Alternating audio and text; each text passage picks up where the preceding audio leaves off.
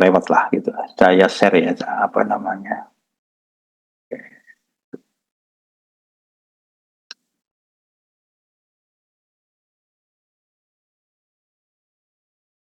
Nah, ini.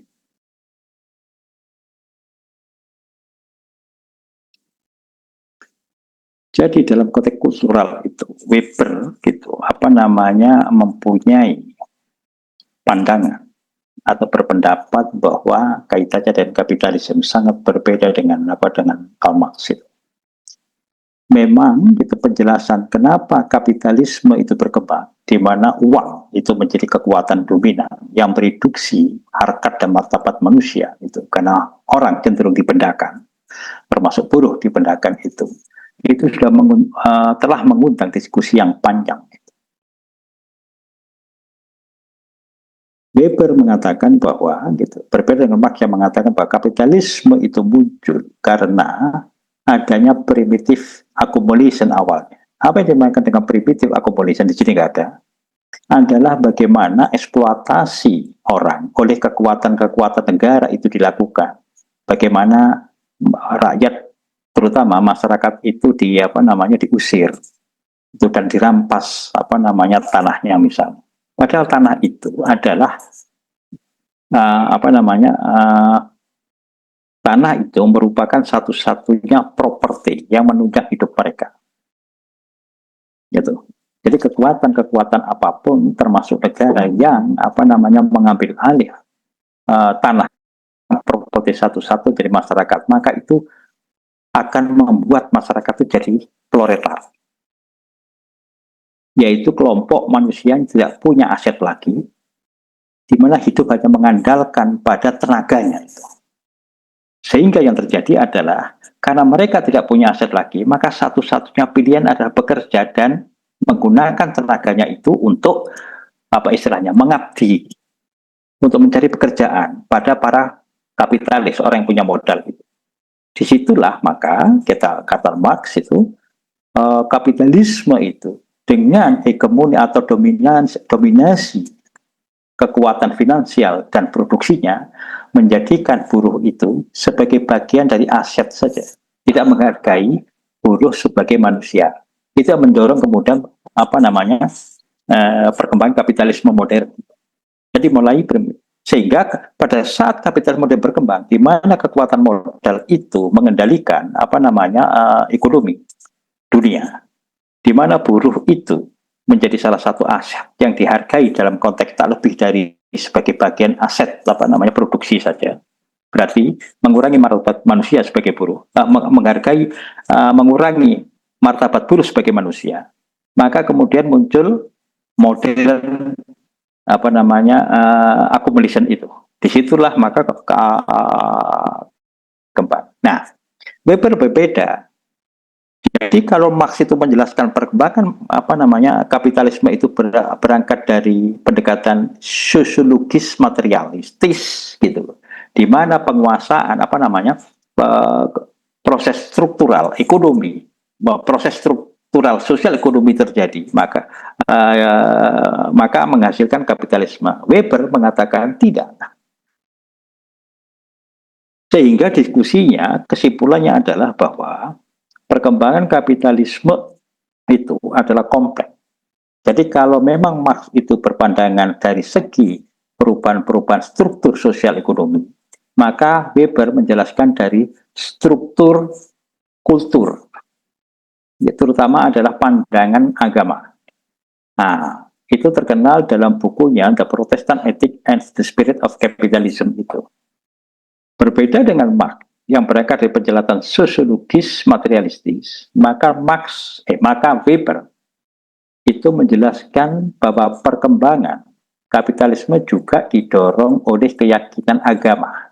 Ini adalah hasil dari studinya dari ke masyarakat Protestan, terutama sekte Calvinis itu di Eropa, di mana ada keyakinan mereka, ya ini kaum Calvinis itu, mereka sebenarnya sudah ditentukan oleh Tuhan katanya. Maka untuk mempengaruhi penentuan Tuhan itu, mereka untuk selamat itu adalah berusaha untuk menjadi the chosen one. Bapak Ibu ingat apa namanya lagunya siapa orang Turki itu yang the chosen one itu siapa? Aku lupa ya, yang populer itu. Orang yang menjadi orang terpilih dan keyakinan mereka gitu. Kesuksesan di bidang ekonomi adalah tanda-tanda mereka terpilih oleh Tuhan, dipilih oleh Tuhan. Sehingga panggilan agama ini gitu atau keyakinan akan panggilan agama ini gitu yang disebut calling, panggilan itu. Jadi keyakinan agama bahwa kalau kaya itu maka itu kalau berhasil kaya secara ekonomi, maka itu mereka menganggapnya sebagai bagian dari salvation, keselamatan mereka di hadapan Tuhan itu. Karena logikanya mereka juga bisa akhirnya apa namanya kalau bahasa bisa berderma, bisa memberikan infak konteks seperti itu. Nah ini itu yang Becker keyakinan Weber dari hasil studinya di masyarakat Protestan khususnya di sekte Calvinis di Eropa. Jadi ada satu penjelasan di kapitalisme yang berbeda dari Marx itu. Nah, dengan Weber ini gitu, maka sebenarnya gitu, kalau kita bandingkan antara Karl Marx kemudian Emil Durkheim sama Weber itu apa namanya ada perbedaan dalam pandang agama. Pandangan Marx itu cenderung negatif terhadap agama karena dia melabelkan agama sebagai opium. Ingat kan? Gitu pada waktu saya menjelaskan. Kenapa opium? Karena agama itu dianggap Marx bukan dalam tataran teologis, tapi dalam konteks teologi itu meninabobokan orang untuk sadar akan nasibnya. Bahwa sebenarnya nasibnya itu bukan karena dia miskin karena memang nasib, gitu, tapi karena miskin karena strukturnya, karena himpitan struktural. Gitu. Misalnya orang miskin karena nggak punya aset atau nggak punya akses pasar sehingga miskin. Padahal dia sebenarnya apa namanya dia rajin. Tapi karena kendala apa namanya struktural itu dia jadi miskin. Nah pada saat orang sangat percaya pada agama kata Marx kira-kira keyakinan itu akhirnya berubah menjadi ya sudah nasib saya. Jadi apa namanya kenapa jadi opium itu meninabobokan seseorang atau masyarakat itu bahwa kemiskinan buat mereka adalah sudah bagian dari takdir, dari nasib, dan tidak perlu dipertanyakan lagi. Itu yang katanya Marx, kenapa agama dianggap sebagai opium. Karena meninabobokan orang untuk tidak kritis akan nasibnya. Kira-kira begitu. Nah, sementara Emil Durkheim sama Max Weber memandang agama itu positif. Positif. Cuma berbeda. Kalau Emil Durkheim itu memandang agama itu adalah positif, sebagai pengikat atau social bond dari masyarakat, maka bahwa agama itu punya apa nilai-nilai yang sama gitu, nilai dasar bahkan keyakinan yang bisa menyatukan masyarakat, bisa menjadi pengikat masyarakat. Itu Imam Durkheim. Jadi memandang agama sebagai sarana salah satu selain fungsi teologis juga secara sosiologis mengandung potensi untuk menggerakkan solidaritas sesama karena ikatan agama itu. Sementara Weber itu dalam penjelasannya tadi bahwa agama itu lebih maju lagi. Berbeda dengan Emil Durkheim yang menyoroti agama sebagai sarana integrasi sosial karena melahirkan solidaritas, Weber melihat nilai-nilai agama sebagai penggerak ekonomi. Sehingga jadi penggerak perubahan sosial ekonomi maksudnya. Itu bedanya. Jadi sekali lagi, kalau Karl Marx memandang agama cenderung negatif, maka Durkheim dan Weber dengan penjelasan yang berbeda memandang agama secara positif. Kira-kira begitu. Nah, sampai di sini pertanyaan. Apa saya terlalu cepat menjelaskannya? Cukup jelas, Prof. Oke. Cuma, nah, apa kemudian keterbatasan dari penelitian Weber ini? Pak Arif sudah gabung belum ya? Pak Arif, wah itu sudah gabung. Saya tunggu pertanyaannya saya. Pertanyaannya sekarang gitu, bahwa agama dalam perspektif Weber dipandang positif sebagai motivator atau driving force untuk kehidupan ekonomi, apakah berlaku di Protestan, di agama Protestan? Menurut saya tidak. Coba kita renungkan, gitu. Di Islam juga ada, gitu. Ya, di Islam juga ada. Kan kita didorong untuk kaya. Kalau nggak kaya kan nggak bisa naik haji, ya kan? Kalau nggak kaya nggak bisa, apa namanya, nggak bisa memberikan sodakoh, infak, juga tidak bisa membayar zakat. Gitu. Jadi secara implisit itu, gitu. Ya Weber kurang jauh jalan mainnya. Itu kira-kira begitu. Dia penelitian cuma di Eropa, dia tidak ada penelitian di apa di kalangan umat Islam. Umat Islam juga begitu. Gitu. Jadi gitu, yang wajib untuk haji adalah orang yang kaya, yang pasti punya duit dong. Yang hutang aja nggak boleh katanya. Benar ya Pak Arif ya? Kalau salah dikoreksi lah saya. Gitu. Kalau punya hutang itu tidak wajib, harus selesaikan hutang dulu baru bisa. Gitu. Berarti harus kaya. Gitu. Kemudian gitu, orang yang gini, tangan di atas itu lebih mulia daripada tangan di bawah. Ya pasti asumsinya itu mesti orang yang berada lah, gitu, yang punya kelebihan, gitu. Jadi Islam juga tidak anti kekayaan, tidak anti. Yang oleh karena itu ini perdebatan, perdebatan apa namanya di UGM dulu pada waktu saya S1 gitu. Gitu. Loh, kalau begitu kita apa namanya, kita pro kapitalisme? Menurut saya enggak. Menurut saya ada, kita boleh kapitalistis, gitu. Tapi gitu hati-hati supaya nggak terjebak kapitalisme. Karena kapitalisme ideologi gitu loh. Tapi kalau kapitalistis itu ada dorongan gitu untuk meraih apa, untuk mendapatkan modal, untuk mendapatkan kekayaan. Itu definisi saya. Gitu. Tapi kalau kapitalisme yang mengandung gitu potensi eksploitasi, itu yang dilarang. Kan kita nggak boleh tolim. Wah, ini kok saya jadi ustadz, enggak lah, apa namanya. Mohon maaf, itu penafsiran sosiologis ya gitu. Ini bukan fatwa, ini penafsiran aja. Oleh karena itu apa menjadi penting gitu konteks itu. Karena pada saat itu saya bawa ke diskusi dosen di FISIP itu gitu. Ada salah satu dosen, seingat saya Pak Budiono itu gitu. Ingat betul saya. Ya, tapi hati-hati. Karena di komunitas Islam itu katanya gitu, ada orang yang nggak mau kaya. Berarti Weber nggak, karena apa? Karena kalau kaya takut nanti gitu apa masuk surganya, kan ditanya itu kan apa namanya kekayaannya itu dari mana. Gitu. Oh benar juga, terima kasih ya Pak Budiono itu gitu, sudah pensiun beliau mendahului saya gitu kan, apa namanya, oh benar juga gitu ternyata gitu. Nah ini kan masalah keyakinan, ini kan masalah penafsiran dari agama itu gitu loh. Tetapi secara esensial itu gitu, bahwa itu harusnya kalau Weber itu pelitanya lebih luas, harusnya bukan Protestan etik saja, harusnya ada Islamic ethic and the spirit of capital, yaitu kira-kira begitulah gitu. Cuma Weber pelitanya terbatas gitu, konteksnya begitu gitu. Jadi agama sebagai penggerak gitu, gitu, gitu. Oleh karena itu gitu, saya ingat Pak Arif dulu apa namanya papernya itu, kembali pada Emil Durkheim itu, gitu. Mungkin gitu menjadi kajian yang menarik bahwa social capital itu bisa diinspirasi oleh agama. Bisa jadi gitu loh, apa nama bisa jadi itu. Tapi jangan dibalik, apa namanya satu-satunya social capital itu agama enggak. Gitu. Itu salah satu aja inspirasi itu konteks itu. Karena apa? Agama itu mendorong untuk apa namanya mendorong atau menjadi sarana integrasi sosial, gitu kan. Nah itu jadi menarik itu untuk apa namanya untuk mengkaji itu. Sehingga saya Pak dulu Pak Arif presentasi menyangkut masalah social capital, kira-kira begitu. Ya, sampai di sini ya pertanyaan. Jadi saya sudah membedakan bagaimana pandangan mereka terhadap agama antara Emil Durkheim sama Weber.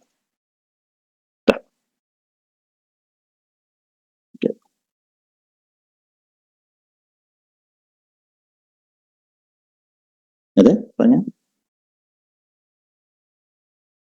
Ya. Masuk diskusi dikit Pak. Boleh.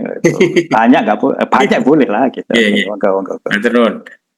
Gini Pak, ini memang dulu sering debat Pak, karena saya kan alumni pesantren Pak ya. Kemudian saya baca salah satu riset dari orang Barat, lupa Pak namanya. Itu yang hasil risetnya menunjukkan bahwa negara-negara miskin, kebetulan yang dia riset, itu sebagian adalah beragama Islam. Ya. Gitu, sehingga wah ini menarik nih. Kenapa ketika di Protestan etik bisa memunculkan kemajuan seperti itu, di negara-negara Muslim kok malah yang terjadi sebaliknya? Ya. Hanya pertanyaannya kan gini, Pak, apakah kita yang Muslim misalnya, Ya. memang menerima kalau penyebab ketidakmajuan atau kemiskinan itu adalah nilai agama kita, atau barangkali ada unsur yang lain yang selama ini kita nggak sadar bahwa unsur-unsur itu ternyata yang membuat kita tidak bisa maju. Nah, mungkin bisa membantu mencerahkan, mungkin unsur apa lagi ya Pak, kalau memang kita nggak terima kalau Islam ini, buktinya Pak ya, ini Ya. ada teman-teman non-Muslim. Saya nggak pernah lihat teman-teman Nasrani itu Pak, buka di jalan raya nyari sumbangan untuk bangun gereja Pak. Ya. Tapi kami banyak di Jember ini. Nah, itu kan nggak enak, malu saya sama teman-teman non-Muslim. Coba, mohon pencerahan, mungkin ada faktor lain Pak yang kita nggak sempat mikir. Matur nuwun. Ya, terima kasih. Oleh karena itu, pertanyaan-pertanyaan seperti itu mendorong kajian-kajian modernitas Islam itu. Bukan ayatnya loh ya, tapi penafsirannya. Oleh karena itu, reaktualisasi Islam itu banyak apa yang mengkaji itu. Kalau di luar negeri seperti Fazlur Rahman, itu modernitas. Fazlur Rahman itu gurunya Abdul Qadir Majid, misalnya, gitu kan, gitu. Kemudian yang dari Bogor itu ada siapa yang apa namanya yang menulis Karsa itu, kok lupa saya, itu sudah meninggal dia gitu. Pada waktu saya S1 itu bukunya laris itu karena menafsirkan sehingga apa Islam itu dinamis itu, dimaknai lebih dinamis gitu, dinamis itu. Nah, yang menjadi apa namanya mungkin salah satu penjelasan adalah penafsiran terhadap ajaran-ajaran Islam itu yang bertumpu atau gini, bertumpang tindih dengan adat seperti apa namanya seperti Jawa itu, gitu, seperti Jawa. Karena begini, nah ini contoh apa agak-agak panjang. Jadi pada tahun 1080-an, ya pada saya S1 itu ada diskusi tertutup itu antara para pakar itu di guest house UGM. Nah, saya bisa nerobos saja, saya senang diskusi, jadi nerobos saja, tapi dengan catatan nggak boleh cerita-cerita, karena kan selama pada waktu Orde Baru kan diskusi kayak gitu harus izin tuh. Nah, kalau izin kita nggak bisa ngomong bebas gitu kan, gitu. Nah, maka dalam konteks diskusi pencabuntar itu antara akademisi dan aktivis LSM, salah satu adalah mengungkapkan siapa ya, lupa saya mengungkapkan itu. Apa namanya, termasuk Dawam Raharjo di situ, kemudian Bapak Ismawan, Pak Mubiarto di situ, pokoknya pakar-pakar di situ masalah kebersihan itu. Intinya begini, PKI itu saja dia menceritakan karena kemiskinan. PKI itu gitu, partai modern tapi nggak terlalu pintar katanya gitu, karena menafsirkan gitu apa namanya memakai kan begini, PKI dianggap membantu apa namanya mendukung Soekarno supaya ada revolusi terus sehingga masyarakat ini jadi tetap miskin, kira-kira begitu ya, tetap miskin itu gitu. Padahal mayoritas masyarakat Indonesia kan Muslim. Nah, PKI nggak begitu kan, jadi perhitungan PKI karena apa, penjelasannya bagus tuh, kalau masyarakat itu ditekan terus kemiskinan itu gitu kan, maka orang gitu maka masyarakat itu suatu saat akan berontak seperti pegas itu. Jadi pegas itu kalau ditekan terus menerus maka lonjakan dilepas itu akan menjadi ternyata masyarakat Jawa enggak ditekan gitu ya sudah nasib kita begini kira-kira begitu. Mayoritas itu kan gitu. Jadi salah satu penjelasan dari apa sih itu apa namanya pertanyaan Pak Arif itu. Jadi penafsiran itu penafsiran ajaran agama itu begitu dipengaruhi oleh itu persepsi gitu atau nilai ada setempat itu. Bisa sih begitu. Nah, ini yang dikeluhkan Marx itu. Itu salah satu penjelasan. Yang kedua adalah itu apa namanya bentuk kesalehan. Jadi kalau apa namanya merujuk dari Weber itu. Bentuk kesalehan itu, terutama di Indonesia, khususnya Jawa, mohon maaf itu Jawa itu bersifat pribadi. Jadi misalnya cari menantu yang soleh lah katanya gitu, yang apa namanya, yang soleh pokoknya gitu. Ukurannya apa? Sholatnya bagus, gitu kan? Sholatnya bagus, kemudian apa? Baca Qurannya bagus, gitu. Nahwu sorofnya benar, tartilnya benar, kira-kira seperti kan? Cukup tuh. Coba. oh dilihat sholatnya, bagus lah. Tetapi gitu, oleh karena saya meminjam istilahnya almarhum Pak Asif Bujati.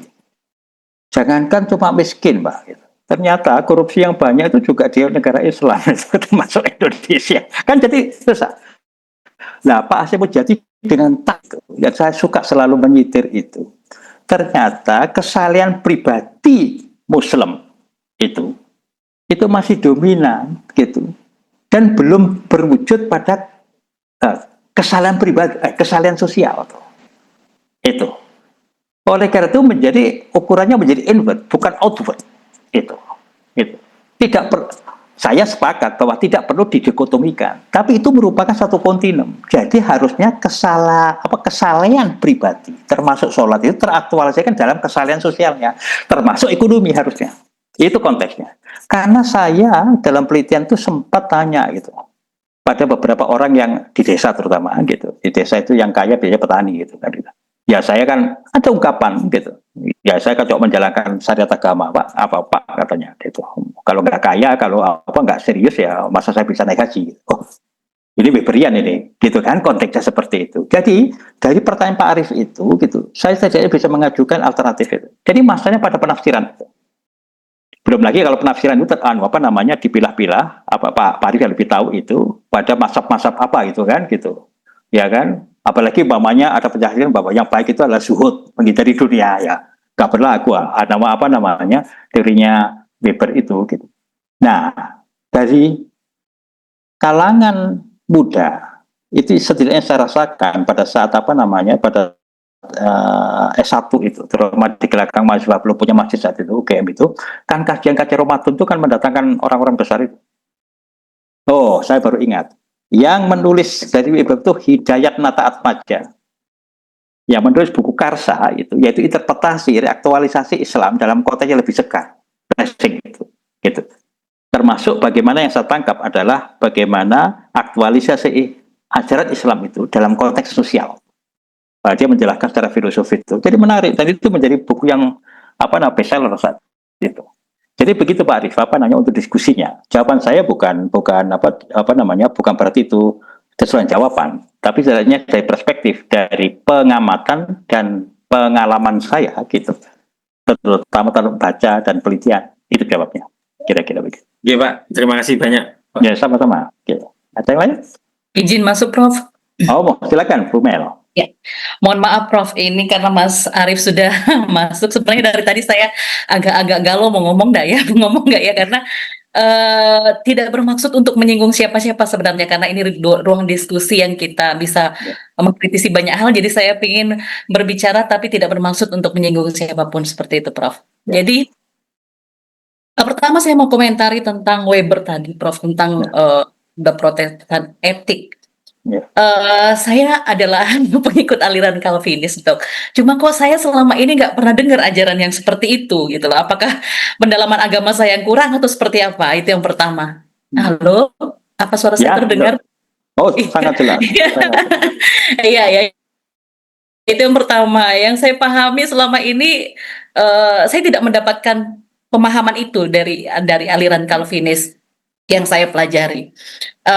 Yang saya pahami bahwa memang ada di Alkitab itu disebutkan bahwa Tuhan tidak suka orang yang malas. Itu ada, artinya kita disuruh belajar kepada semut, perhatikan lakunya dan jadilah bijak. Itu ada seperti itu, Prof. Tapi itu hal yang pertama. Kemudian yang kedua, Prof, yang saya mau komentari terkait dengan yang Prof katakan, sebenarnya apa yang disampaikan oleh Weber itu juga ada, bukan hanya di Protestan saja, tapi nilai itu juga ada di agama lain, seperti di Islam. Bahkan saya juga pernah membaca bahwa saya lupa agama apa di Jepang, itu juga ada nilai yang sama seperti itu. Nah, mungkin saja saya berusaha untuk memahami situasi Weber pada masa itu, mungkin saja karena yang dia teliti adalah konteks masyarakat di Eropa Barat yang pada saat itu mengalami perkembangan yang cukup pesat dibandingkan dengan wilayah-wilayah lain, misalnya Timur Tengah yang identik belum berkembang seperti saat ini. Seperti itu. Jadi mungkin dari dasar itulah maka Weber melihat bahwa ini ada hubungannya dengan agama yang dianut oleh mayoritas masyarakat di Eropa Barat pada waktu itu. Jadi mohon maaf, mungkin bukan karena mainnya kurang jauh, tapi mungkin karena dia melihat bahwa di wilayah-wilayah lain, belahan bumi yang lain itu tidak mengalami perkembangan yang sama dengan masyarakat di Eropa Barat yang identik dengan agama Protestan. Seperti itu sih pendapat saya, Prof. Jadi mohon maaf, Oh, saya nggak apa-apa. hanya menanggapi saja bahwa tadi ya mungkin benar, bukan mungkin, itu benar bahwa nilai-nilai itu memang ada di mungkin tidak hanya agama Islam atau agama Kristen atau agama yang saya lupa, Tokugawa kalau nggak salah, Prof, di Jepang ya itu. Tokugawa. Atau Tokugawa. iya, iya, atau agama lain lagi yang mungkin belum kita dalami, ada Oh, prinsip agama yang Shinto.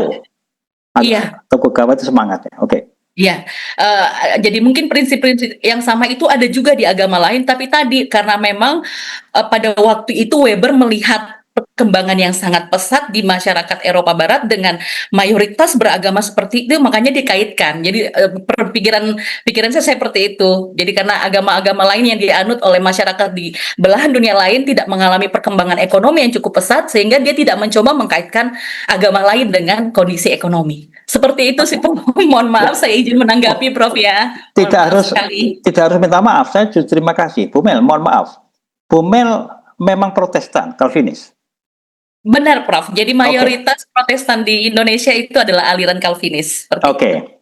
Itu berarti sumbangan besar dan saya baru dapatkan sekarang untuk mendapatkan apa ini. Jadi ungkapan Bu Mel itu mewakili the insider perspective sampai Calvinis itu. Dan saya percaya bahwa penafsiran Calvinis yang diklaim oleh Weber itu tidak bisa general. Karena dia penelitiannya kan apa namanya di Eropa. Kalau nggak salah di sekitar Belgia, Belanda sama Jerman itu aja di etnis itu. Nah, saya yakin sampai sekarang, sampai hari ini saya yakin bahwa penafsiran agama itu sedikit banyak itu memang dikondisikan oleh konteks setempat. Itu. Sehingga kalau Bu Mel mengatakan, oh saya Calvinis di sini nggak seperti itu gitu. Loh, justru itu menjadi penting untuk memahami kenapa Weber temuannya seperti itu. Gitu loh. Jadi bagi saya gitu, apa namanya, komentar Bu Mel sangat berharga secara akademik karena saya baru mendapatkan sekarang apa insider perspektif itu. Saya kan outsider yang hanya tahu gitu kan dari literatur dan penelitian. Tidak apa namanya, ya saya Muslim sehingga saya tidak bisa melihat dari perspektif orang dalam. Lah Ibu Mel menyediakan orang dalam. Jadi menarik sini. Berarti gitu kita bisa berargumen bahwa apa yang ditemukan Weber itu memang kontekstual, tidak bersifat general. Itu. Dan itu tidak meruntuhkan bahwa oh seharusnya akan lebih bagus, bukan menyalahkan Weber, akan lebih bagus kalau Weber itu membandingkan Calvinis yang lain, termasuk juga dengan agama yang lain. Itu poinnya, Bu. Gitu loh. Ya, itu yang apa yang menjadi. Saya berikan contoh untuk memperkuat argumen saya. Ada apa namanya? Jadi pada waktu saya di Amerika misalnya, apa namanya? Gitu saya ditanya itu. Karena orang melihat bahwa memandang Islam itu seperti pandangan orang yang melakukan serangan WTC itu tahun 2001 itu, World Trade Center itu, yang apa yang dilabeli teroris itu kan sama Amerika itu gitu. Saya bilang sama mereka, ini profesor yang nanya, Anda pernah ke apa? Anda pernah ke Indonesia belum? Belum, Mbak. Susah saya menjelaskan karena nggak pernah ke Indonesia. Kemudian saya jelaskan. Pandangan Indonesia itu Islamnya cenderung moderat sebenarnya, pandangan tafsiran loh gitu. Gitu. Kalau Islamnya sama aja, penafsirannya yang berbeda. Nah, oleh karena itu kemudian pada waktu saya pulang ke Indonesia itu, gitu, ternyata menemukan jawabannya di tulisannya Anderson itu, Benedict Anderson itu. Dalam itu saya mengatakan bahwa kenapa Islam di Timur Tengah dan Asia Tengah itu cenderung gitu, apa namanya, cenderung keras gitu. Sementara di Indonesia, gitu, di Asia Tenggara, khususnya di Indonesia, Islam cenderung moderat. Itu karena faktor sejarah juga. Jadi kontekstual, konteks sejarahnya berbeda. Jadi yang di Timur Tengah sama sama di Asia Tengah itu penyebaran Islam itu banyak diwarnai, tidak semuanya, banyak diwarnai itu oleh penakluk. Sementara penyebaran Islam di Indonesia itu lebih sarannya melalui budaya oleh Wali Songo itu, sehingga itu gitu cenderung moderat gitu dan cenderung anti kekerasan. Nah, coba sama-sama Islam gitu, tapi gitu ada konteks tertentu yang membedakan karakternya. Oleh karena itu, saya bisa berasumsi gitu. Kalau Bu Mel, saya juga Protestan, saya Calvinis, kok saya belum mendapatkan tidak mendapatkan seperti itu. Ini kan temuan dan penafsiran Weber di Eropa. Oleh karena itu kan menjadi penting, kelihatannya Weber, kelihatannya kualitatif, itu kan. Jadi bisa dibantah itu, gitu. Dibantah oleh Bu Mel itu. Cuma kan Bu Mel disertasinya kan AN, gitu, bukan sosiologi kan, gitu. Tapi bisa dibuat paper itu, bagus itu kan, gitu. Jadi sekali lagi Bu Mel terima kasih, nggak usah minta maaf gitu. Itu justru memperkaya pandangan saya pribadi, gitu, sebagai dosen, gitu, bahwa oh sekarang saya bisa mendapatkan insider perspektif orang dalam. Orang Protestan dan Calvinis lagi. Berarti Weber, saya bisa menjudgment Weber sekarang. Weber itu gitu, penelitian temuannya itu kontekstual. Gitu. Jadi nampaknya inspirasinya untuk the further research berikutnya adalah membandingkan sesama Calvinis di tempat yang berbeda sebelum membandingkan dengan agama lain yang mempunyai juga sifat-sifat atau kecenderungan fenomena yang sama, bahwa intinya agama berpengaruh atau menentukan, sedikit banyak menentukan tingkah laku ekonomi masyarakat, kira-kira begitu. Terima kasih Bu Mel. Gitu. Gak usah minta maaf, ini diskusi gitu. Dan terima kasih itu. Oke, ada pertanyaan lain? Oke. Pak Rito sudah, sholatnya sudah selesai kan gitu tadi gitu. Oke, sebelum saya menjelaskan simul soalnya. Oke, ada pertanyaan lain? Sebelum saya lanjutkan? Oke. Kalau tidak ada, saya masih menambahkan yang Weber. Nah, tentang pengelompokan sosial itu, Weber lebih kaya gitu daripada Marx. Karena Marx itu gitu, pengelompokan itu selalu didasarkan pada materialisme, yaitu kelas ekonomi. Kelas ekonomi itu. Weber mengatakan lebih banyak ada memang kelas yang berbasis ekonomi, tapi ada pengelompokan yang didasarkan pada status tuh. Pada status tuh. Bahkan sampai di modern itu juga ada tuh. Karena status disampaikan di di web ya disebutkan Weber sebentar di mana ya Weber ini bicara status itu di sini sudah. Nah ini kelas status tuh. Jadi kata Weber kelas in the economic order pada tatanan ekonomi. Kelas atas, kelas the have sama kelas the have not. Kaya, miskin, itu kelas. Itu adalah Karl Marx. Weber itu ada, tapi bukan itu saja, gitu. Karena ada namanya status sosial. Nah, kalau kelas itu menunjuk pada economic order, Weber provide seperti entrepreneur, liberal, gitu kan, gitu, rentier. Gitu. Status yang ditulis mengacu pada kelompok yang mempunyai kesamaan style of life. Gitu. Style of life, model atau gaya hidup, bukan gaya hidup itu, gitu kan, gitu. Oh ada statusnya sebagai selebritis, gitu kan, kira-kira ada itu. Saya itu kelompok sosial tersendiri itu. Ya. Nanti kalau mohon maaf nih ya, gitu. Mohon maaf jangan tersinggung ya, gitu. Nanti kalau sudah doktor gitu kan, sama-sama doktor, oh ada kelas status doktor, gitu kan, gitu. Soalnya dulu pada waktu saya jadi dokter, itu ada yang memberiku selamat datang di grup dokter. Nah ini kan masalah status itu. Gitu. Nanti kalau sudah profesor, selamat datang di kelompok profesor, gitu kan, gitu. Nah itu kita bisa senyum gitu, tapi itu ada, gitu. Bahkan di salah satu perguruan tinggi baru saya dengar 2 minggu yang lalu, gitu, terdorong untuk mobilnya harus Honda, yang profesor itu, gitu. Jadi yang profesor itu indikator lihat tuh, mobilnya selalu Honda itu, gitu. Kenapa? Karena itu adalah simbol ekonomi. Karena Honda kan mahal, Honda juga mahal, gitu. Ada kayak itu style, gitu. Jadi ada mengatakan ajakan ganti Honda lah, gitu. Kira-kira seperti itu. Kalau saya Toyota aja ya Pak Arif ya, gitu kan. Gitu. Karena murah, gitu kan, murah meriah, gitu kan.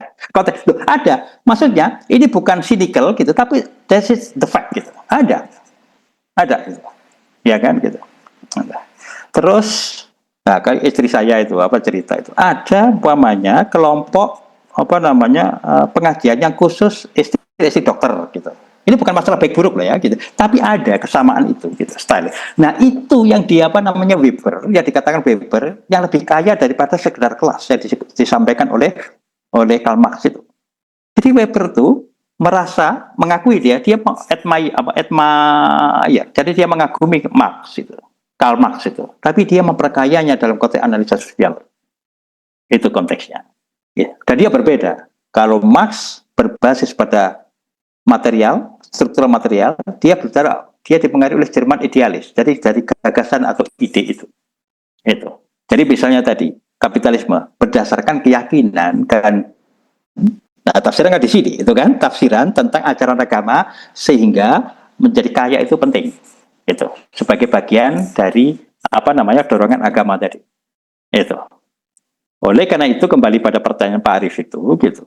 Jadi kalau di Protestan itu kerja keras, hard worker itu gitu dianggap sebagai implementasi kepatuhan pada Tuhan.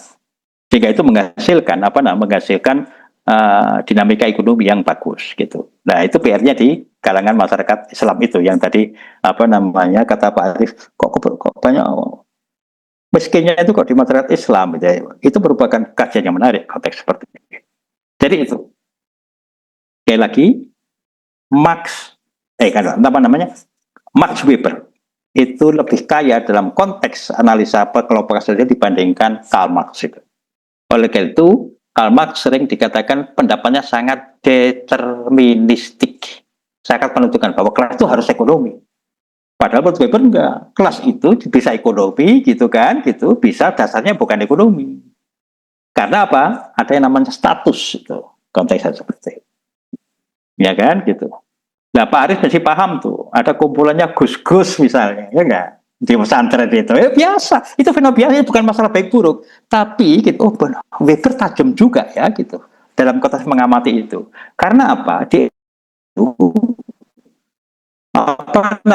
status itu sangat penting, itu status sosial itu. Oleh itu orang yang nggak betah kan berimigrasi ke Eropa atau ke Amerika tuh, karena sangat stratified itu, sangat berjenjang itu, kan sama dengan kita soalnya. Gitu. Oleh itu orang Eropa yang tidak tahan akan batas-batas stratifikasi sosial itu, dia pindah ke Amerika. Karena Amerika semua pendatang, nggak bisa mengklaim, oh saya yang baru ke Solo, saya yang berkuasa, nggak ada, karena semuanya seperti pendatang. Itu konteksnya. Oke.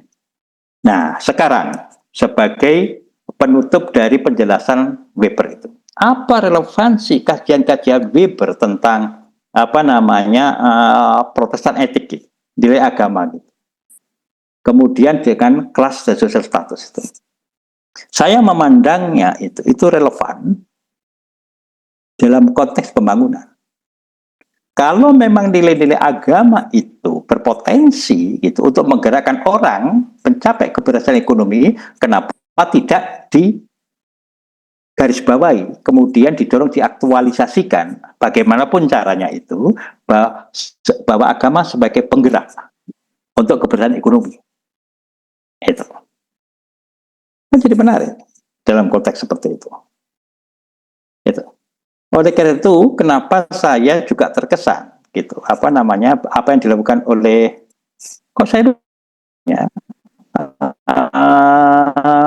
sebentar, khotib Masjid Jogokaryan di Jakarta itu, kan sedikit banyak melakukan itu. Ya, bagaimana masjid itu gitu dikosongkan saldonya dengan motivasi agama, kemudian bisa punya social economic effect gitu. Konteksnya seperti itu. Jadi bukan sekedar memperbesar jumlah saldo gitu. Memperbesar itu koma, tapi menggunakannya menolkan lagi gitu untuk kesejahteraan umat. Kan jadi menarik. Konteksnya itu adalah kreativitas, penafsiran terhadap ayatnya kan sama sebenarnya. Islamnya satu gitu loh. Oleh itu pada saat di Amerika, yang Anda ceritakan itu Islam yang lain. Oh enggak, itu Islam saja, enggak ada Islam yang lain, saya bilang. Untuk Islam saja, penafsirannya yang berbeda, saya bilang. Itu, ya kan gitu. Itu yang menjadi penting. Jadi gitu, salah satu relevansinya dalam konteks demokrasi adalah tentang bagaimana mengoptimalkan atau menjadikan program pembangunan itu berpotensi. Karena apa? Motivasi atau the driving force untuk berhasil membangun itu macam-macam. Yaitu the spirit gitu untuk menggerakkan masyarakat itu macam-macam, bisa berasal dari adat, bisa berasal dari dari motivasi biasa, tapi juga bisa dari revitalisasi nilai-nilai agama itu. Itu relevansinya.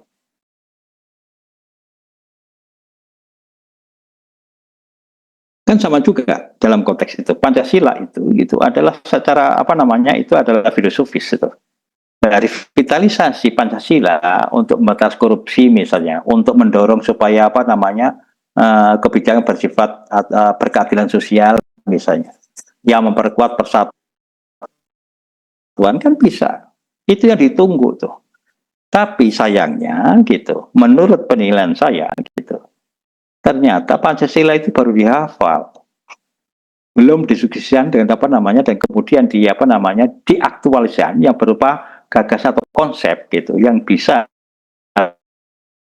menkonsolidasi itu. Kan kita sudah hafal gitu, upacara selalu kan begitu logikanya gitu. Actionnya gitu, dari actionnya yang sekarang menjadi penting. Nah, dari action itu kan berupa atau berawal dari gagasan, karena gagasan itu akan menentukan konsep bangunan maksudnya. Itu kira-kira untuk menutup bahasan tentang Weber dalam konteks kemudian Durkheim sama Weber. Oke. Sampai di sini pertanyaan.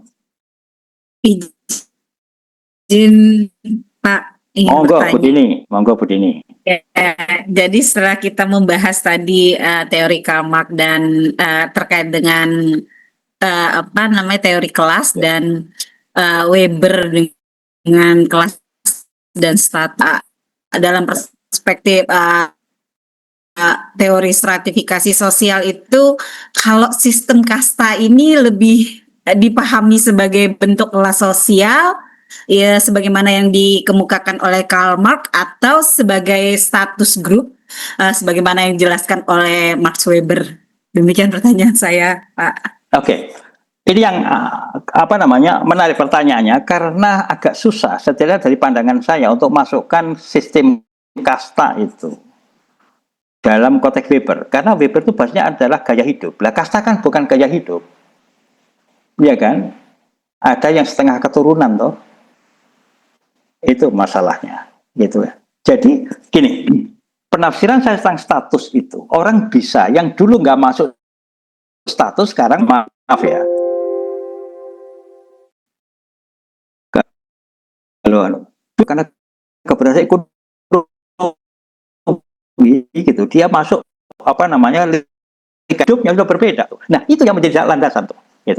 Jadi misalnya tadi Weber mengatakan apa sih contoh sosial status itu gitu. Bahkan disebut di situ sebentar di mana tadi.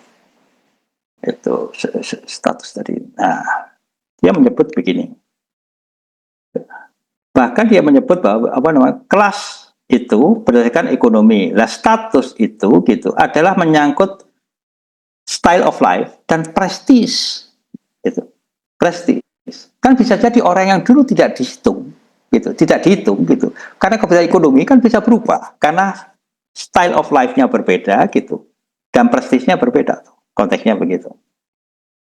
Nah, coba contohnya tadi kalau di status adalah coba sebentar. Ada style of life itu. Ada kok disebutkan bahwa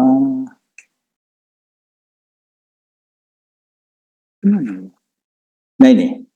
He note that a student, a civil servant, pegawai gitu, and an army officer might have very different class location gitu, karena common status itu. Jadi mahasiswa itu juga bisa jadi status, terutama di desa kan.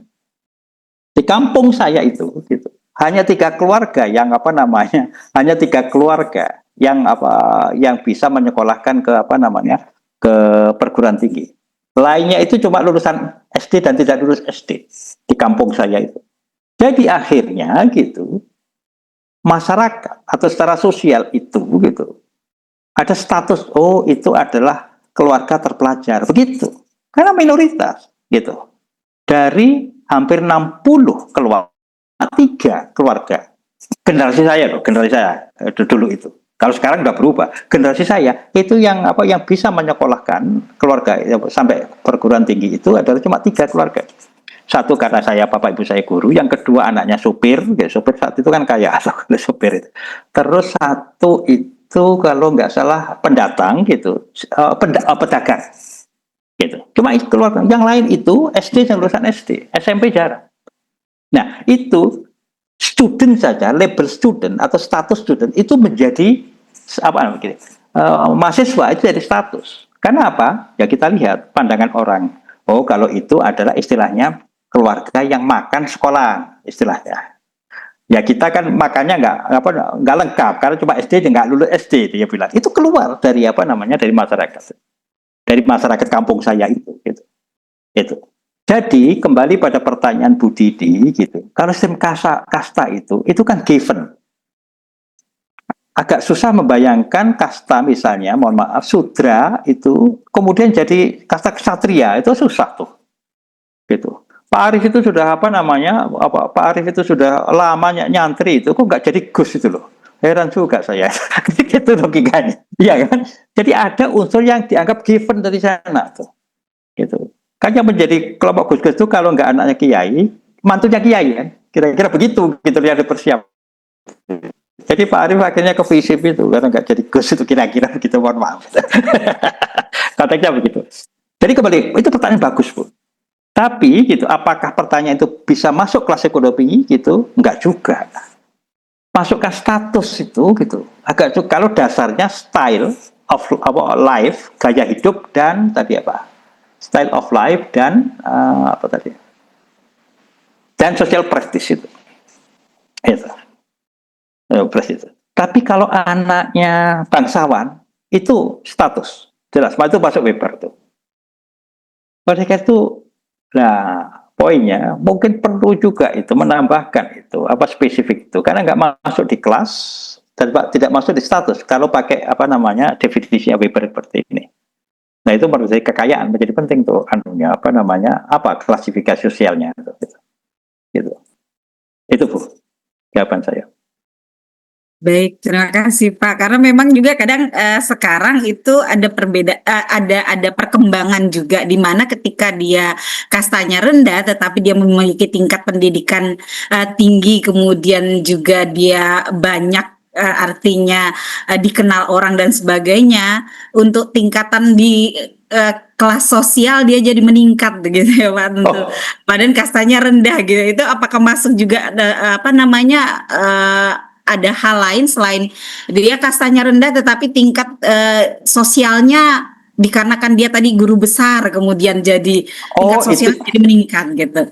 Kalau itu menyangkut status Bu. Itu bisa dimasukkan Weber. Saya pikir kasta, mohon maaf, ada yang Hindu ya di sini, Betul, kasta maksud saya, kasta seperti kalau kasta kayak gini. Kalau religion based case itu, jadi kasta yang berbasis agama khususnya Hindu, itu agak susah dimasukkan di sini karena sudah given seperti tadi ilustrasinya.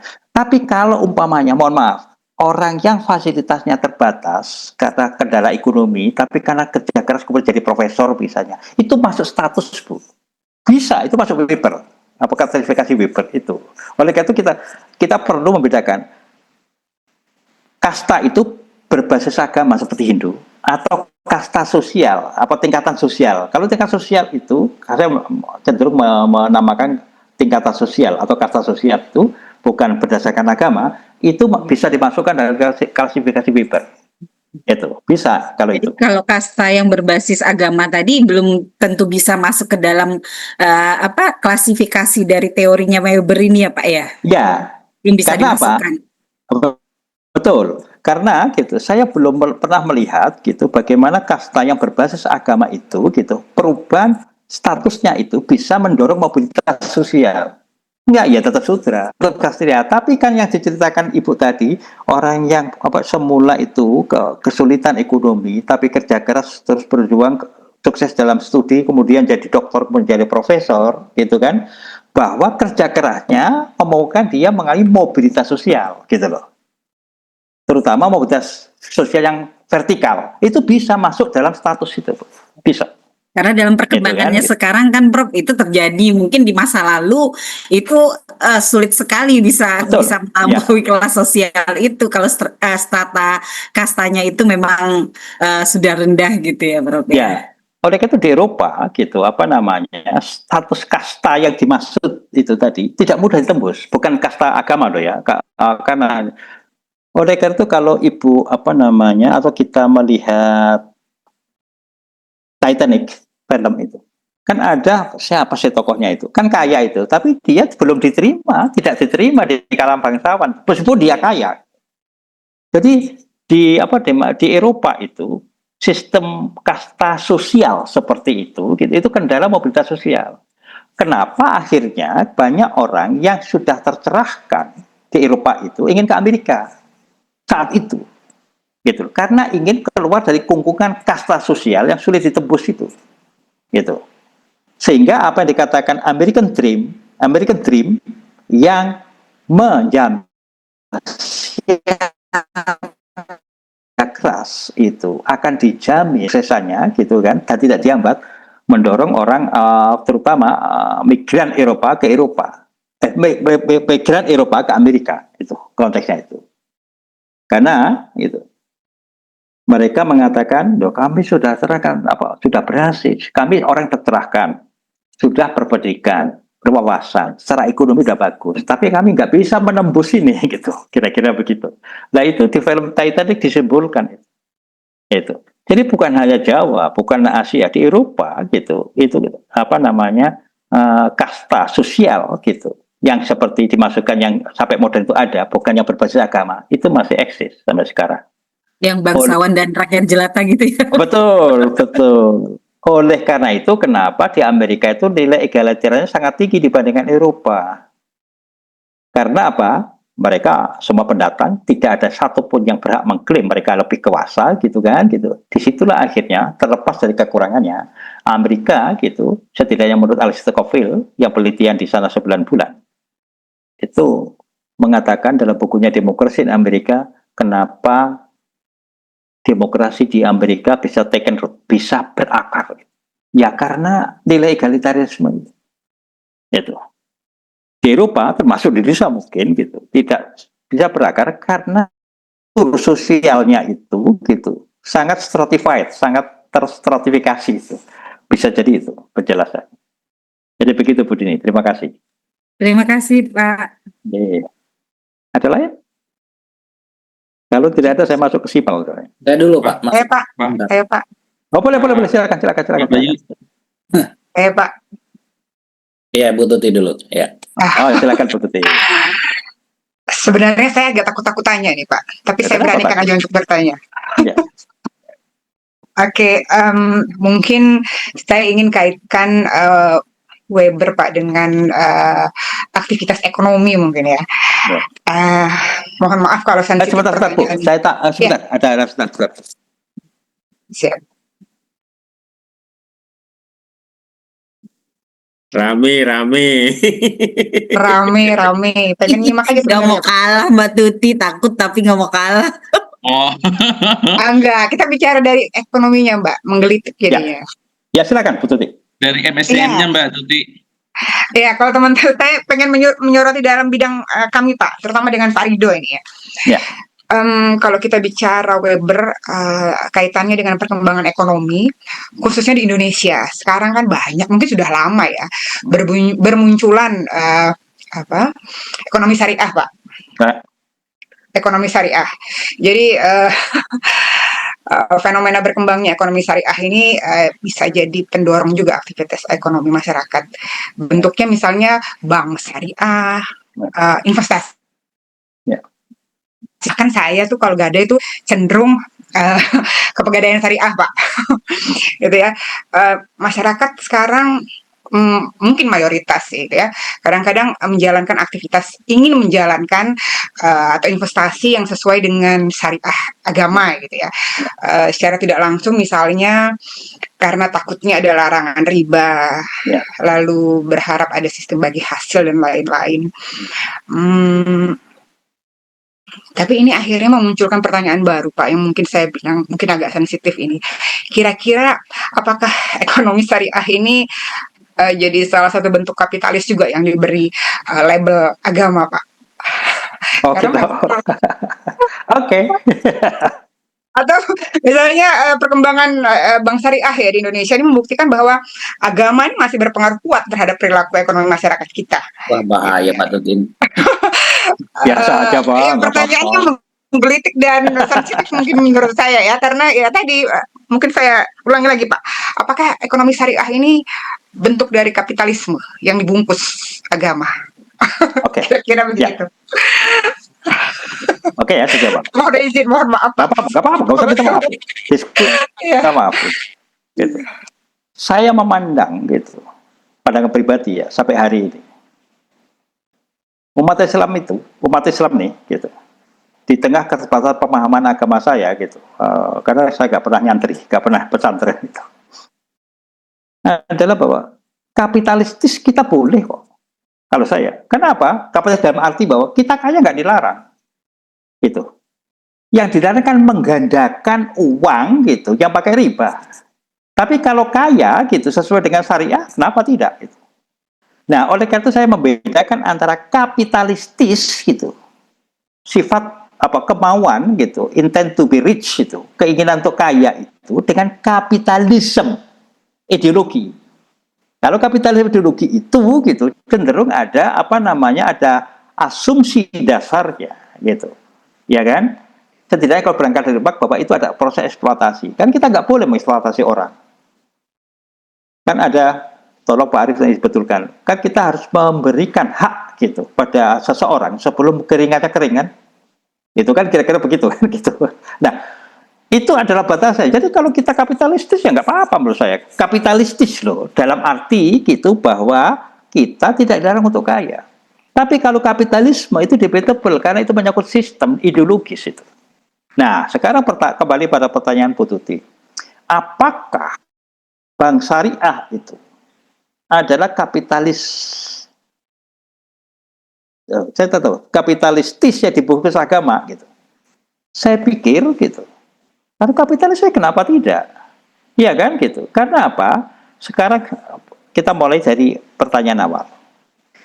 Bank itu kan berorientasi jasa. Maka asumsi dasarnya adalah gitu customer oriented. Sementara ada perubahan sosial, setidaknya pemahaman agama yang semakin bagus, tanda petik, gitu, bahwa kesadaran akan gitu syariah itu semakin tinggi, terutama juga menyangkut tentang bagaimana hukum ribanya. Banyak loh pegawai-pegawai bank itu gitu yang akhirnya resign gitu kan setelah tahu itu. Termasuk adik saya gitu. Iya. Sehingga saya tanya, nah masalahnya kalau itu kapitalis dalam arti intends to be rich, ingin menjadi kaya tapi sesuai syariah, loh kenapa tidak? Gitu. Boleh-boleh aja. Tapi kalau kapitalisme, apalagi apa namanya yang mirip yang dikatakan definisikan oleh Marx bahwa ada unsur eksploitasinya, itu yang nggak boleh, gitu kan, gitu. Jadi menurut saya, gitu, sejauh apa namanya bank syariah itu apa namanya ingin mendorong atau memfasilitasi orang, gitu, yang ingin kaya tapi ingin selamat dari apa namanya hal-hal yang yang terutama masalah riba, baik-baik saja. Cuma kesan saya dari luar, saya bukan praktisi bank, saya bukan ekonom gitu. Bank syariah itu baru menyediakan sarana penyimpanan bagi orang yang gelisah menyimpan di bank umum. Itu. Meskipun sudah juga mulai untuk ini ada apa namanya, ada modal, silahkan. Tidak pakai bunga nanti, tapi bagi hasil misalnya. Itu sudah. Tapi ini kurang, menurut saya masih perlu dikembangkan lah bahasanya itu, bagaimana mendorong bank itu menjadi driving force perkembangan ekonomi. Kalau seperti itu maka apa namanya bank itu gitu mengikuti Weber itu. Konteksnya seperti itu. Jadi ini bukan pertanyaan sensitif bagi saya, terbuka saja gitu konteksnya gitu. Jadi gitu. Kalau mengkapitalisasi menurut saya penafsiran pribadi saya yang mungkin salah juga, tetapi saya punya setidaknya dari literatur. Nggak apa-apa itu. Bahkan, mohon maaf ya, gitu. mohon maaf. Kalau saya tidak salah ingat gitu, masalah bunga bank itu kan debatable. Hasan dari Persis itu, gitu, saya pernah baca bukunya gitu. Kalau nggak mau terima apa namanya bunga bank, serahkan saya katanya gitu. Hasan itu apa namanya ketua Persis itu. Gitu. Pernah mengatakan dengan alasan bahwa itu adalah bagian dari kehidupan ekonomi modern. Jadi punya argumen. Yang kita yakini yang mana? Itu aja. Gitu. Jadi bisa juga bahwa apa namanya bank syariah itu adalah kapitalisme berbangsa agama. Saya pikir bukan berbungkut, tapi berdasar agama gitu. Kalau mereka punya kuat, karena kajiannya kan juga dikaji MUI, gitu kan, gitu. MUI kan selalu disorot itu kalau di Indonesia oleh kajian MUI. Jadi nggak, menurut saya gitu, ya nggak masalah itu. Cuma kemudian menjadi penting untuk berpikir lebih lanjut. Ini agak melenceng dikit. Banyak perguruan tinggi negeri, termasuk UNED, itu, semakin Islamik, gitu, karena membuka bank syariah. Itu. Tapi yang menjadi ironis, gitu, banyak perguruan Islam seperti UIN itu justru membuka ilmu-ilmu yang umum, gitu loh. Jadi eventnya menarik, yang apa perguruan tinggi negeri umum itu semakin Islamis, gitu kan, gitu, yang Islamis semakin umum, gitu, konteksnya itu. Karena apa? Saya adalah co-founder gitu Forum Sejahtera, yaitu yang menghimpun dosen-dosen Malaysia dengan Indonesia, yang melibatkan dulu pernah melibatkan akademisi dari 16 perguruan tinggi di Indonesia sama di Malaysia itu. Diskusinya sampai itu. Jadi bukan hanya ekonomi syariah itu, tapi kedokteran yang Islami itu bagaimana? Kedokteran yang Islami itu bagaimana? Perlu dipikirkan, jadi diskusi sampai segitu, gitu. Jadi bagaimana misalnya gitu dalam konteks apa namanya operasi dalam saya bukan dokter gitu, yang menjunjung apa namanya nilai Islami misalnya, gitu. Nah, selama ini kan dianggap nggak masalah aja, gitu kan, gitu. Nah, itu yang menjadi penting, gitu. Konteks seperti itu. Diskusi sampai segitu. Jadi misalnya tentang bagaimana islamisasi atau injinisasi, khususnya islamisasi ilmu-ilmu yang sosial misalnya. Oleh karena itu saya teringat pada konsepnya Weber itu. Karena apa? Ada kecenderungan ilmu sosial itu sifatnya utilitarianism. Kalau dalam konsep Weber itu lebih mementingkan rasional itu, bukan weight rasional, bukan dia pada value. Padahal gitu, moralitas itu menurut agama nilai moralitas kan di atas. Gitu. Jadi ilmu itu di atas ilmu itu ada moralitas. Karena ilmu tanpa moralitas itu berbahaya. Itu berbahaya. Gitu. Karena orientasinya kan yang menjadi sasaran dari ilmu itu objeknya kan manusia. Nah kalau orang pintar dengan ilmunya itu gitu tidak dilandasi oleh moral, kata-kata Einstein menjadi penting. Buta itu masalahnya. Oleh karena itu, bagaimana membuat agama kalau tadi butuh apa namanya menyinggung Islam, dibandingkan dengan moral itu. Jadi moral itu sebagai soul, sebagai jiwa, itu dalam konteks itu. Nah itu menjadi PR besar, gitu. Karena perdebatannya sampai antara Al-Ghazali sama Ibn Rus, gitu. sama Al-Ghazali sampai Ibn Rus itu kan, gitu konteks itu. Ibn Rus itu sependek pemahaman saya gitu, ilmu tapi di atasnya itu ada jiwa. Jadi ada moral di situ, Mas. Gitu. Jadi dia mengkritik gitu, bukan alergi terhadap pemikiran-pemikiran Yunani kuno seperti Aristoteles itu, tapi dia mengatakan itu benar, itu ilmu, tapi kita perlu meletakkannya dalam konteks moralitas agama di atasnya harusnya. Nah, sementara Aristoteles kan tidak, filosofi sosial saja. Nah, itu konteksnya. Jadi Ibn Rushd menjadi penafsir gitu pemikiran Yunani kuno, tapi meletakkannya gitu di bawah moralitas agama itu. Itu tantangan. Oleh karena saya berharap besar pada perguruan tinggi yang ada I-nya terutama gitu, atau perguruan tinggi yang ada agamanya, bagaimana gitu ilmu itu didrive dalam konteks moralitas itu. Jadi kalau memang pemberdayaan, ya itu bukan sekedar dalam konteks urgensi sosial, tapi memang itu adalah tuntutan agama. Gitu loh. Itu menjadi penting untuk dipikirkan maksudnya. Dan dalam konteks forum diskusi, ilmu sosial seperti menjadi hal yang relevan untuk kita bicarakan secara mendalam tuh. Itu kira-kira. Jadi Bu Tuti gitu, menurut saya nggak sensitif itu, terbuka aja di kelas saya kalau itu. Mungkin kalau di luar jadi sensitif, di sini nggak sensitif, jadi nggak perlu minta maaf itu. Kira-kira begitu Bu Tuti. Siap Pak. Siap. Oke. Kelihatannya ada yang lain lagi, siapa? Pak Rito tadi, kok Bu Tuti dulu katanya tadi. Iya Pak, saya Pak.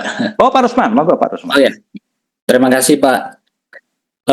Saya mungkin menyambung apa tadi yang disampaikan oleh Ibu Deni ya. Ibu Dini tentang kasta. Di sini juga ada pandangan dari Weber yang menjelaskan tentang he claimed three was no nexary. Ini kan bicara tentang kekuasaan Pak ya. Ya.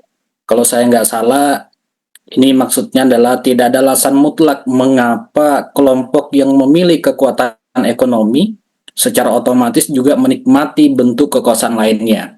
Ya. Terus kemudian terakhir, ini antitesa dari pandangan Marx, di mana kita tahu bahwa Marx selalu menegaskan bahwa kekuasaan selalu bersumber atau ditentukan oleh faktor ekonomi atau kepemilikan modal. Pada kenyataan, realitas di lapangan, misalnya pada masyarakat modern sekarang, apa yang diungkapkan Marx sebetulnya tidak salah juga gitu. Ya, kita lihat bahwa sekarang ini kan yang pemilik modal itu yang akan menjadi mempunyai kekuasaan gitu. Ya. Baik secara politik maupun kehormatan sosial kan gitu. Tapi satu sisi di lain tempat misalnya di masyarakat pedalaman kan begitu ya, dari saja pemilik modal yang mempunyai kehormatan sosial itu gitu. Jadi saya melihat di situ ada guru misalnya, terus kemudian ada ustadz gitu misalnya, ada tokoh-tokoh agama misalnya. Mas saya begini Pak, apakah memang ada semacam benturan sosial gitu ya? Benturan sosial pada kasta sosial tempat gitu ya, dari masyarakat kota modern dengan masyarakat pedalaman atau pedesaan. Karena klasifikasi ini kan tentu membawa semacam dampak gitu ya. Artinya ketika misalnya orang kota itu datang ke pedesaan, maka akan mengalami sesuatu yang beda gitu ya. Begitupun masyarakat pedesaan ketika datang ke kota akan mengalami stroke gitu ya, melihat pergaulan kota gitu ya. Jadi gitu dulu ya Pak. Ya, saya menghindari istilah benturan Pak. Kalau benturan itu berarti gitu, itu adalah konflik. Saya lebih memahaminya adalah gitu, karakter sosial itu memang berbeda-beda. Gitu. Jadi dalam konteks bahwa Marx di sini mengatakan gitu, bahwa gitu, tidak perlu argumen. Memang dalam kenyataannya bahwa sekelompok orang yang mempunyai kekuatan ekonomi akan menikmati bentuk kekuatan yang lain.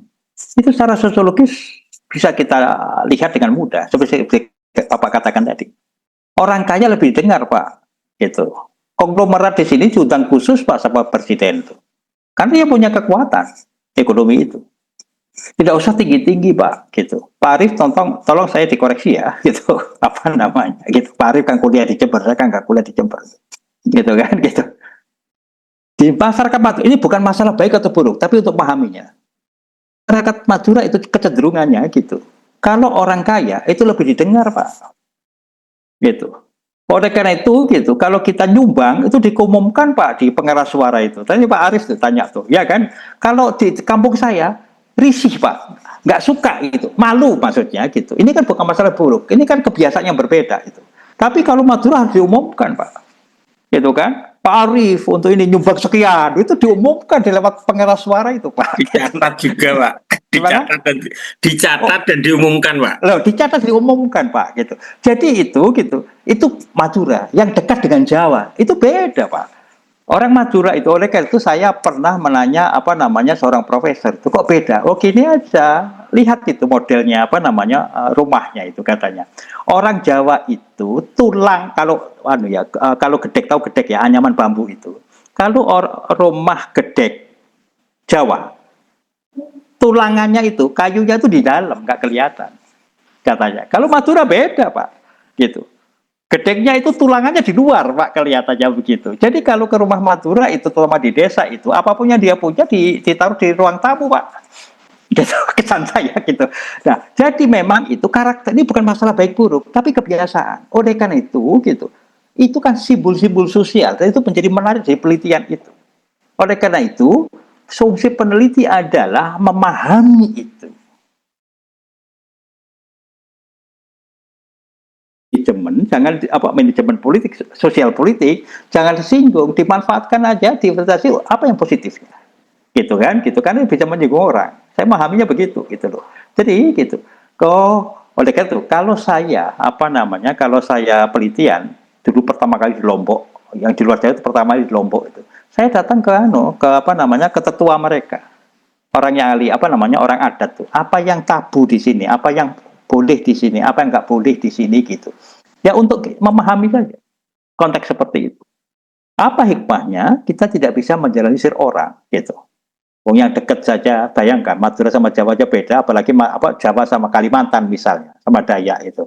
Nah itulah yang semangat seperti itu yang harusnya gitu menjadi penelitian yang bagus dalam konteks perkataan di Bhinneka Tunggal Ika itu. Jadi pendewasaan memahami dan menghormati kekhususan itu menjadi penting dalam konteks itu. Jadi yang saya katakan tadi kalau Pak Rusman mengatakan, oh mereka ada beban budaya, mungkin culture shock lah gitu. Kalau desa ke kota seperti itu gitu. Sebaliknya kalau kota gitu. Itu beda, Pak. Bahkan misalnya simbolnya juga beda, Pak.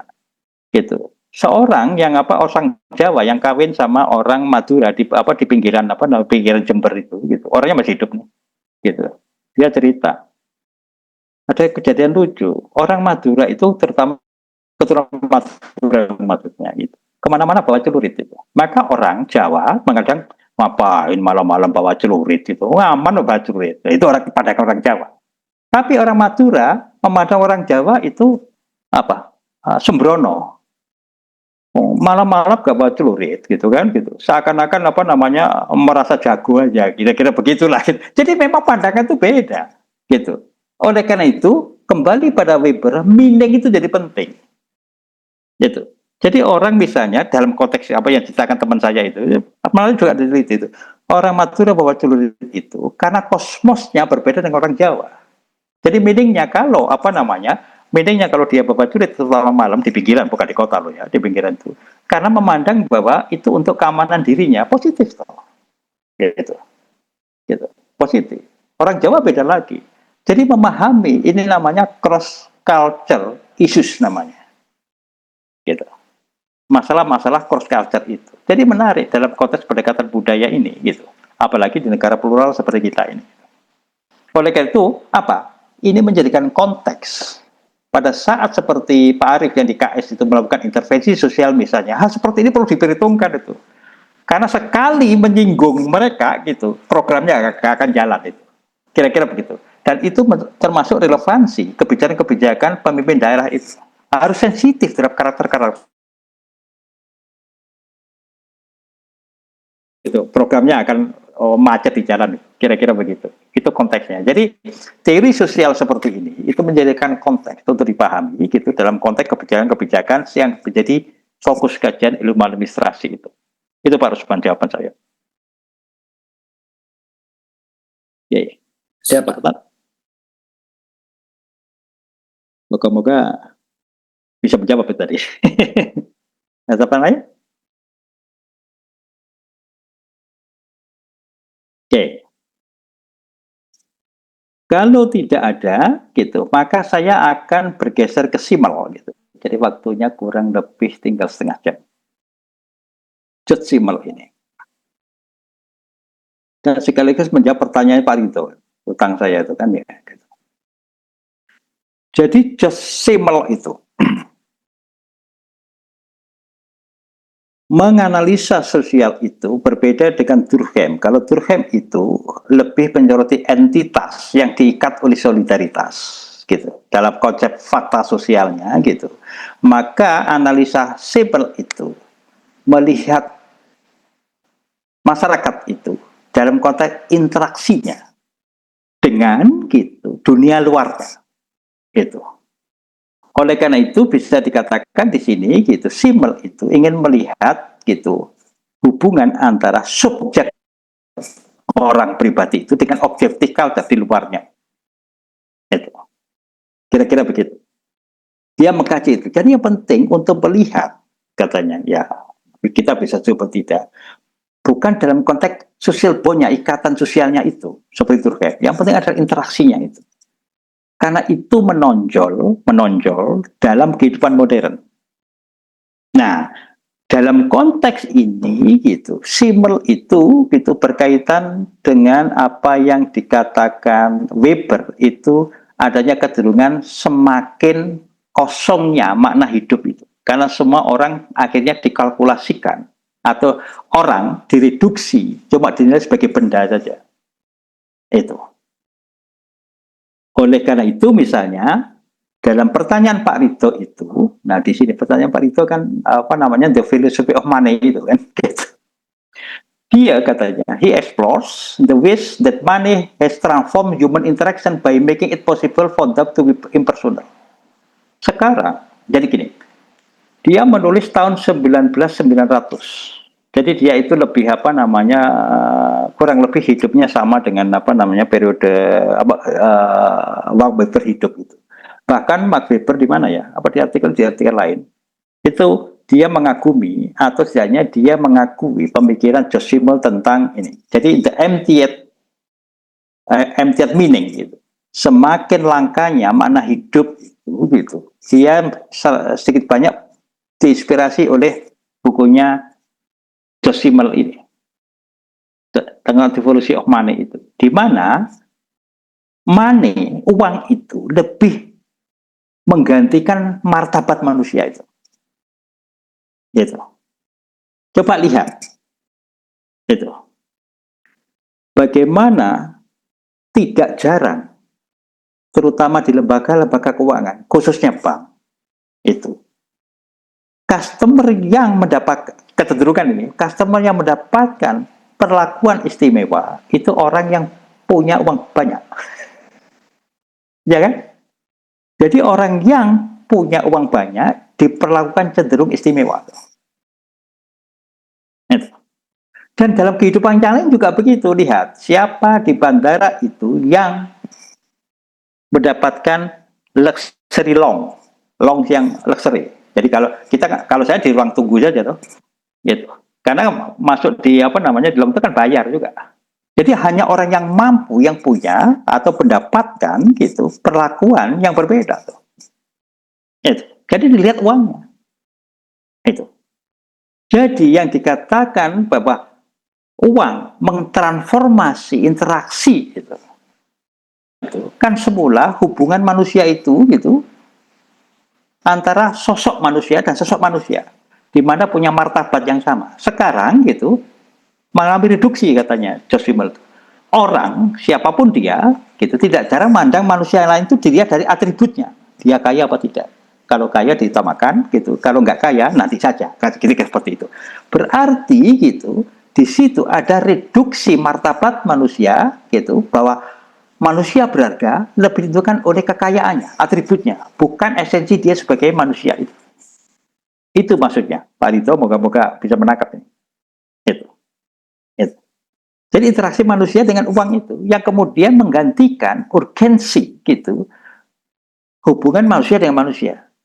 Logikanya begini, sekali lagi, ya saya kenapa lebih istimewa? Oh, dia punya uang kok, gitu kan? Nah, dia nggak punya uang. Jadi pembedaannya bukan itu.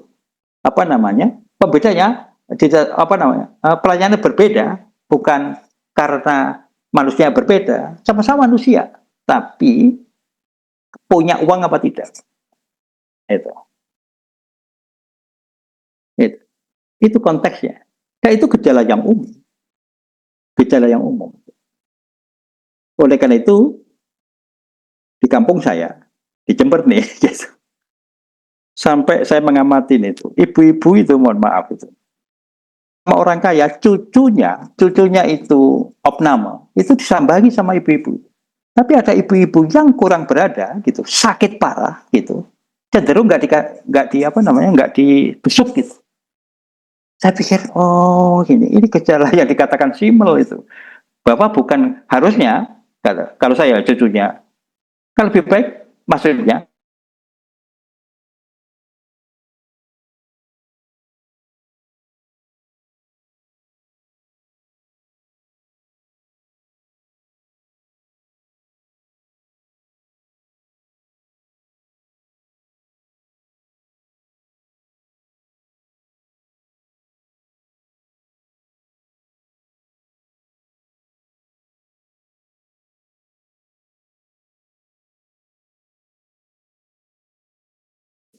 punya uang itu kan martabat seseorang, khususnya dalam penghargaan, dalam interaksi sosial itu. Itu konteksnya. Itu. Jadi akhirnya bersifat kalkulatif, gitu loh. Ya kan gitu. Jadi misalnya begini, kan ada keluhan gitu, ada dulu teman saya itu. Dulu pada waktu saya masih punya uang, dia akrab dengan saya gitu kan. Setelah jatuh miskin, menghilang, dia nggak pernah nyapa saya juga. Kan ini kan apa namanya, tidak langka ini. Sekian kali saya dengarkan itu. Jadi akhirnya, oh dia berinteraksi dengan saya itu karena saat butuh saja tuh. Itu. Nah itu kejadian modern tuh. Ini fenomena sosiologis. Jadi gitu, sifat sosial atau komunitas sosial itu kalau interaksinya. Jadi maksudnya Simmel menawarkan analisa sosial bukan dalam konteks tingkah lakunya, meaning dalam tidak seperti Weber yang melihat arti dari tingkah lakunya, meaning, tapi Simmel melihat dari kualitas atau realitas interaksi antara manusia dengan dunia luarnya. Nah, fokusnya kan beda. Itu yang menjadi penting. Itu. Sampai sini paham, Pak Rito. Saya menjawab Pak Rito ini.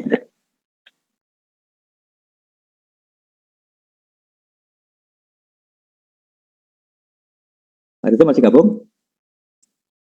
Oke, jadi begitu Pak. Nah, saya ingin menggarisbawahi terutama pada, ini kan yang aktif dan ekonomi kan Pak Rito sama Bu Tuti ya? Bu Tuti masih gabung kan? Iya Pak, dari Advis Pak, saya Pak.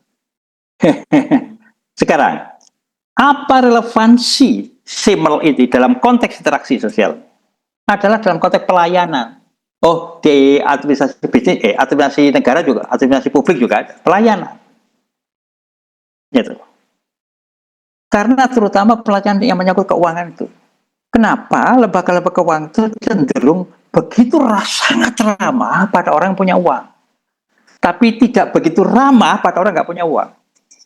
Ayo, the fact apa saya ngarang-ngarang nih? Coba kayak gitu. Itu kesan saya saja. Gitu kan, gitu. Kesan saya.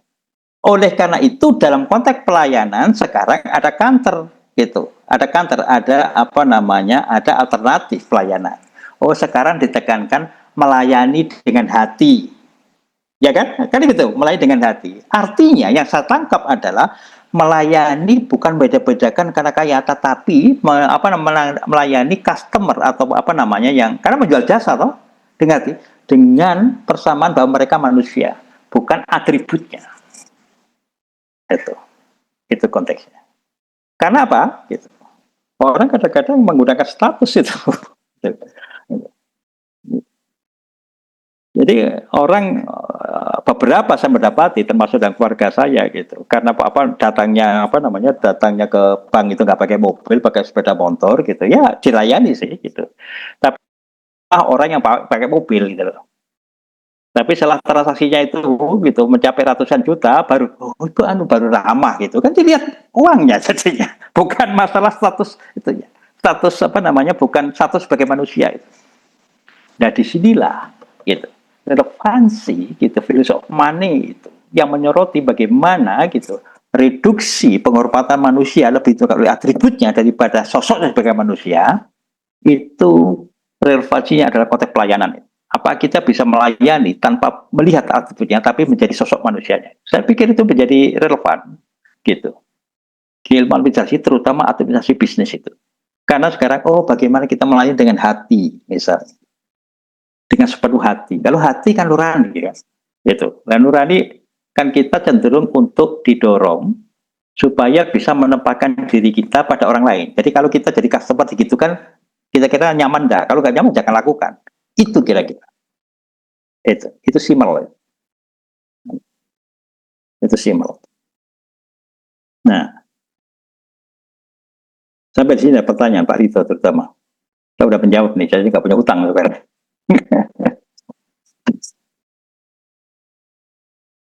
Dan itu fenomena modern tuh. Fenomena modern. Faktanya memang seperti itu Pak, nggak hanya di dunia perbankan, hampir semua ya Pak, Ya, dalam layanan berarti ini. Ya. Oleh karena itu coba, Simmel itu kalau nggak salah meninggalnya tahun 78. Itu. Berarti dia cukup jeli itu melihat kecenderungan itu. Apalagi Bu Mel mengatakan, ternyata bukan di perbankan Pak, di semua polsek pelayanan. Berarti ada relevansinya di sini gitu. Iya kan gitu. Bagaimana kita gitu sekarang melihat manusia sebagai manusia, bukan manusia dengan atributnya. Konteks seperti itu. Saya berusaha untuk berusaha untuk atau belajar untuk menghargai orang. Mereka itu mohon maaf gitu. Apapun di fakultas itu siapapun gitu. Meskipun dia mohon maaf, office boy saya cenderung pakai mas, bukan jambal, bukan hanya memanggil namanya, tapi pakai mas, mbak gitu. Meskipun dia bukan dosen apalagi cleaning service, karena berusaha untuk melihat dia sebagai sosok manusia. Ya saya belajar untuk itu. Karena baca simpel segala ini, gitu. Kira-kira begitu.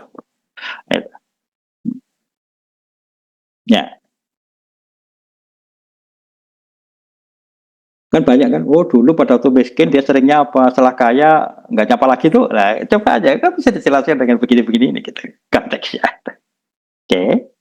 Nah, itu tentang money. Ada pertanyaan? Tentang uang. Nah, Simmel gitu. Diterbitkan tahun 1903 itu ada buku lain. Konteks seperti ini itu berkembang terutama di masyarakat modern, terutama urban. Itu. Oleh karena itu, kalau kita merasakan, kehidupan atau interaksi sosial di desa itu hangat, karena kita diri sebagai manusia. Tapi kalau di masyarakat modern, terutama di kota, gitu, Anda siapa? Gitu. Kalau ada pejabat baru diperhitungkan itu. Kira-kira kecenderungannya begitu. Kalau dia kaya baru diperhitungkan. Tapi di desa enggak. Desa itu karena masih melihat manusianya. Oleh karena itu saya mengatakan ini semakin akut, semakin tebal gitu, fenomena ini gitu, terutama di masyarakat modern dan terutama di urban. Kira-kira begitu. Nah,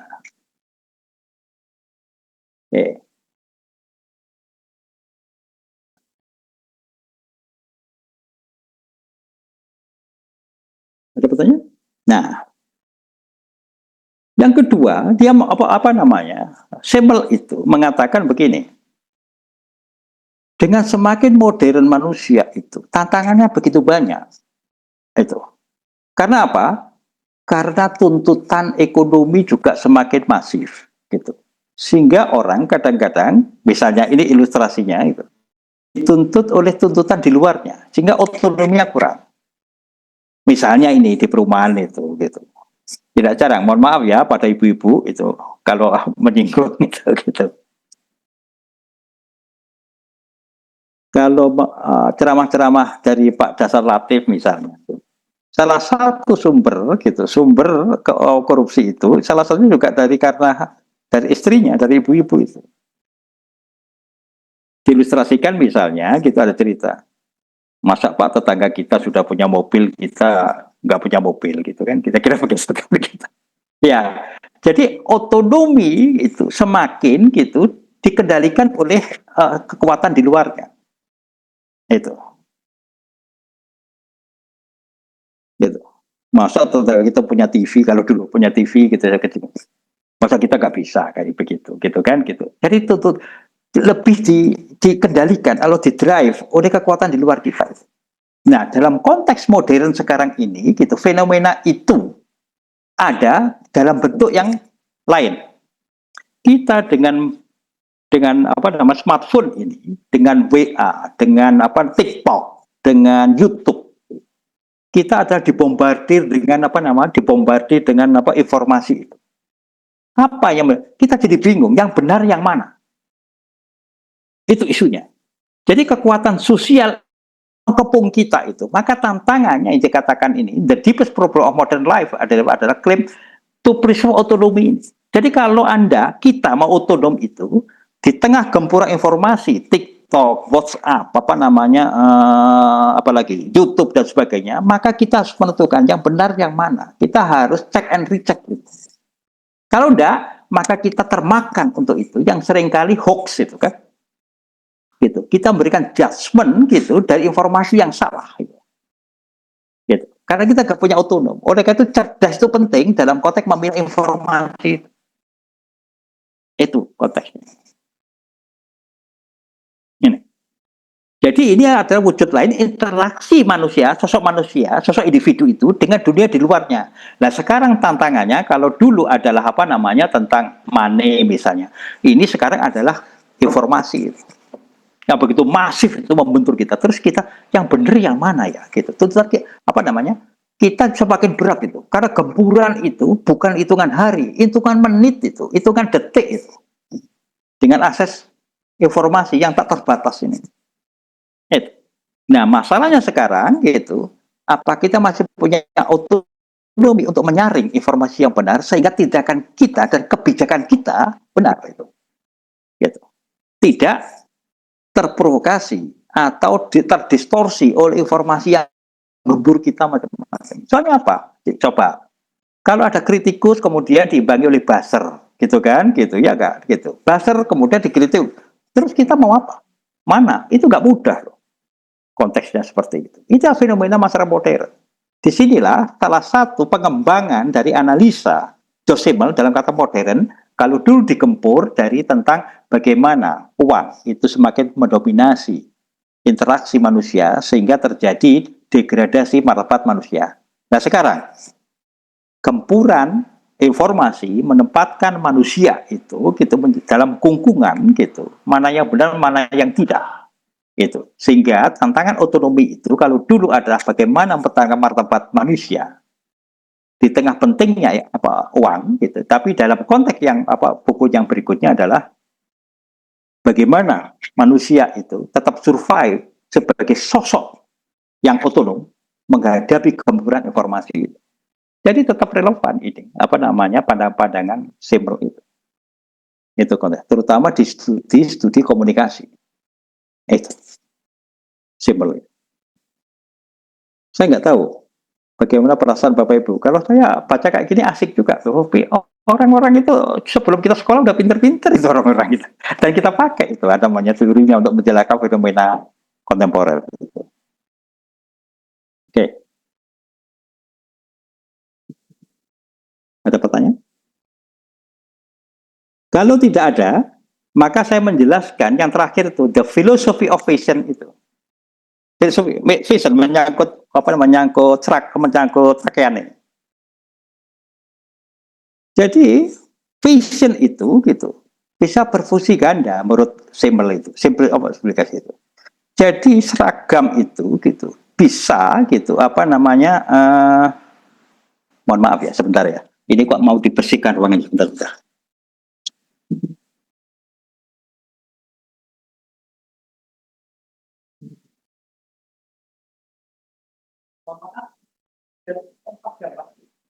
Ya,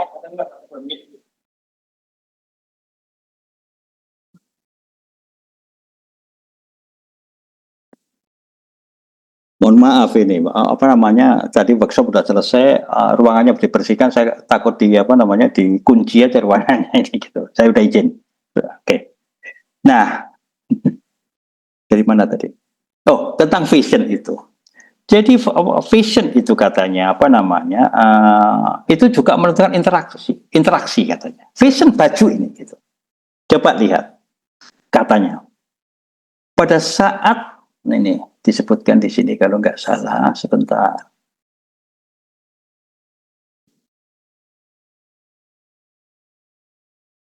Seragam dan tidak kira-kira itu berbeda. Dan itu ada faktanya. Jadi seragam dan tidak seragam itu ada fungsinya masing-masing. Itu. Jadi misalnya, kenapa kita dalam ASN misalnya atau Korpri dulu ada seragam? Karena itu adalah untuk membedakan saya itu survive sebagai satu korps gitu. Apalagi TNI. TNI itu. Saya ingat jadi dulu ada setelah reformasi itu gitu. Ada keluhan dari petugas Dishub, Dinas Perhubungan. Dulu kan seragamnya kan abu-abu tuh. Nah, kemudian ada kebijakan seragamnya mau dirubah dan ada jeda tidak pakai seragam. Nah, pada waktu tidak pakai seragam itu, dia mengatur di terminal Dishub itu di jalan tidak diperhatikan, tidak diperhitungkan oleh sopir-sopir itu. Kenapa? Wah, ini partikelir nggak punya seragam gitu. Kira-kira seperti itu. Jadi fashion seragam itu ternyata menentukan eksistensi, otonomi sosok manusia untuk dihargai tempat lain. Coba aja lihat. Bapak Ibu nanti ketemu orang yang tidak berseragam sama orang yang berseragam, terutama militer. Tingkah laku penghargaan Bapak Ibu kan beda. Itu konteksnya. Jadi seragam itu pun juga menentukan interaksi itu. Jadi ini dalam fenomena dalam konteks grup untuk survive sebagai grup itu. Tapi gitu ada otonomi yang individual sifatnya. Mohon maaf ya ibu-ibu itu. Kalau bapak-bapak biasanya nggak jadi masalah itu. Gitu. Kalau umpamanya saya dengan Pak Ridho misalnya gitu kan, bajunya sama gitu. Paling guyonan, wah kita beli toko yang sama itu. Saya pernah melihat itu. Satu orang perempuan itu gitu ke kampus gitu kan, ke satu acara lah gitu, ketemu orang yang pakai baju yang sama, dia balik pulang ganti baju itu. Jadi tingkat malunya itu beda dengan laki-laki itu. Nah di sini gitu bahwa baju atau fashion itu juga menunjukkan otonomi, terutama pada sosok-sosok tertentu di mana laki-laki sama perempuan itu beda. Gitu. Kalau saya dengan Pak Rusianto kebetulan batiknya sama ya santai aja, kita seragam Pak gitu aja gitu. Tapi coba ibu-ibu ayo, kecuali kalau mas seragam loh ya gitu. Nggak tahu dalam satu acara, di suatu pesta sih saya mendapati loh kenapa balik itu, wah gak enak saya tadi. Saya mama saya kenal dengan orang itu soalnya. Kenapa kamu kok menghilang? Saya bilang. Ya saya pakai baju gitu kan, baju pesta sama dengan orang itu gitu kan.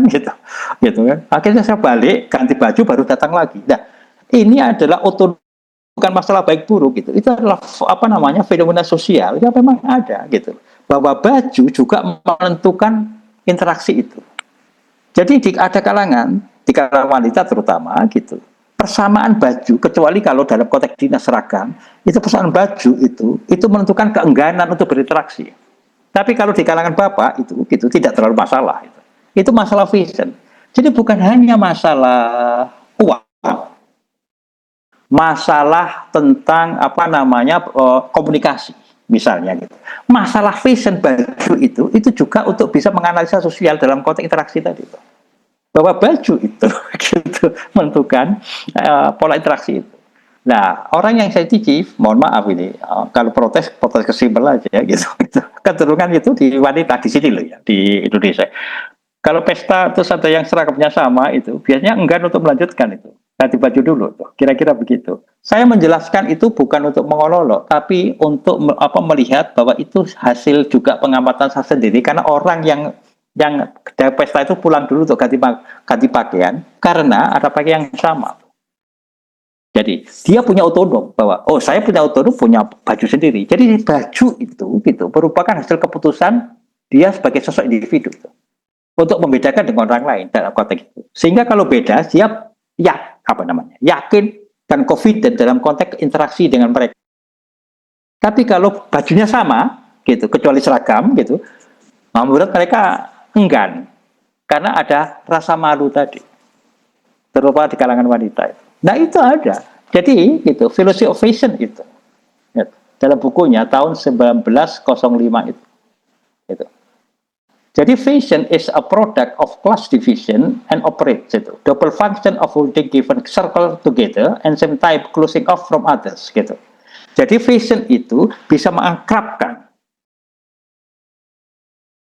ikatan sosial, seragam itu. Oh kita punya seragam yang sama misalnya. Itu untuk apa mengikatkan itu. Gitu. Oh sama-sama korpri kue gitu kan gitu. Oleh itu kemarin misalnya pada saat saya mengurusi KTP yang hilang itu, ternyata saya pakai seragam UNED itu. Kemudian ada orang, saya sudah selesai, ini pakai nomor saya yang sudah saya pakai. Loh, Bapak kok mempertaskan saya? Saya alumni UNED gitu kan. Saya lihat itu pakai seragam UNED, nggak saya pakaikan orang lagi, saya pakaikan UNED. Jadi kesamaan itu, seragam itu gitu menentukan interaksi saya dengan orang itu. Gitu. Konteksnya begitu. Gitu. Jadi seragam fashion itu bisa mengakrabkan interaksi, gitu. Tapi juga bisa merenggangkan interaksi. Kasusnya tadi, yang ibu-ibu tadi ke pesta, ternyata mendapati salah seorang punya pakaian yang, nah interaksinya jadi renggang, dia balik lagi ganti pakaian yang lain. Itu konteks philosophy of fashion karena apa? Jadi demikian bahwa fashion itu juga menentukan interaksi sosial. Gitu. Sederhana sih sebenarnya, tapi kan belum ada sebelum Simmel yang menemukan itu. Gitu. Itu konteksnya. Nah, jadi di sini sekali lagi Simmel ingin melihat dalam konteks interaksi itu bagaimana terjadi degradasi martabat manusia itu karena dalam interaksi itu orang digantikan dengan barang. Jadi dalam konteks dalam konteks uang itu ternyata interaksi orang dengan orang bukan dilihat sosok orangnya, tapi dilihat dari atribut keuangannya, kaya apa miskin. Gitu misalnya. Interaksi juga kebingungan sosok manusia gitu pada saat menghadapi modernitas. Itu tentang otonominya. Di tengah gempuran-gempuran gitu kan, komunikasi misalnya, konteks seperti itu. Dan yang ketiga gitu, bahkan gitu, baju saja itu juga menjadi bisa menjadi faktor yang mengaruhi hubungan atau interaksi manusia antara satu dengan sosok lain atau satu sosok dengan kelompok yang lain. Nah, dengan demikian maka penutupnya Simmel itu nampaknya selaras, ada paralelisme dengan Weber bahwa dalam konteks modernitas itu makna hidup, makna manusia sebagai human being, sebagai manusia itu cenderung tergradasi karena orang cenderung melihat atribut non manusia itu, apakah uang, apakah status sosial, status ekonomi gitu, seragam gitu, mobil tadi gitu kan gitu. Jadi lebih lihat atributnya sehingga sosok manusianya menjadi terpinggirkan. Kira-kira itu. Gitu. Jadi ada the emptied meaning, ada penggerusan makna, terutama berkaitan dengan martabat manusia di era modern. Karena apa? Orang cenderung lebih melihat dan digerakkan oleh tujuan-tujuan yang bersifat utilitarianism. Kaya nggak dia? Gitu. Kira-kira begitu kan? Berarti uang. Gitu. Kira-kira begitu. Oh dia punya kok ada dekat itu lah. Dia punya akses banyak ya. Kalau dia kan nggak punya akses, biasanya dekat dengan itu. Nah, jadi yang dilihat adalah kekayaan aksesnya, kekayaan uang tadi, kekayaan aksesnya. Loh, kenapa Anda lebih dekat ke pejabat? Gitu. Kok berbeda gitu? Kalau pejabat, ya karena pejabat punya power. Nah, atribut power itu yang menentukan interaksi. bukan sama-sama manusianya. Dan itu menjadi, kata Pumel tadi, gitu kelihatannya, menjadi fenomena yang semakin umum. Kira-kira itu yang bisa saya jelaskan. Selesai. Ada pertanyaan?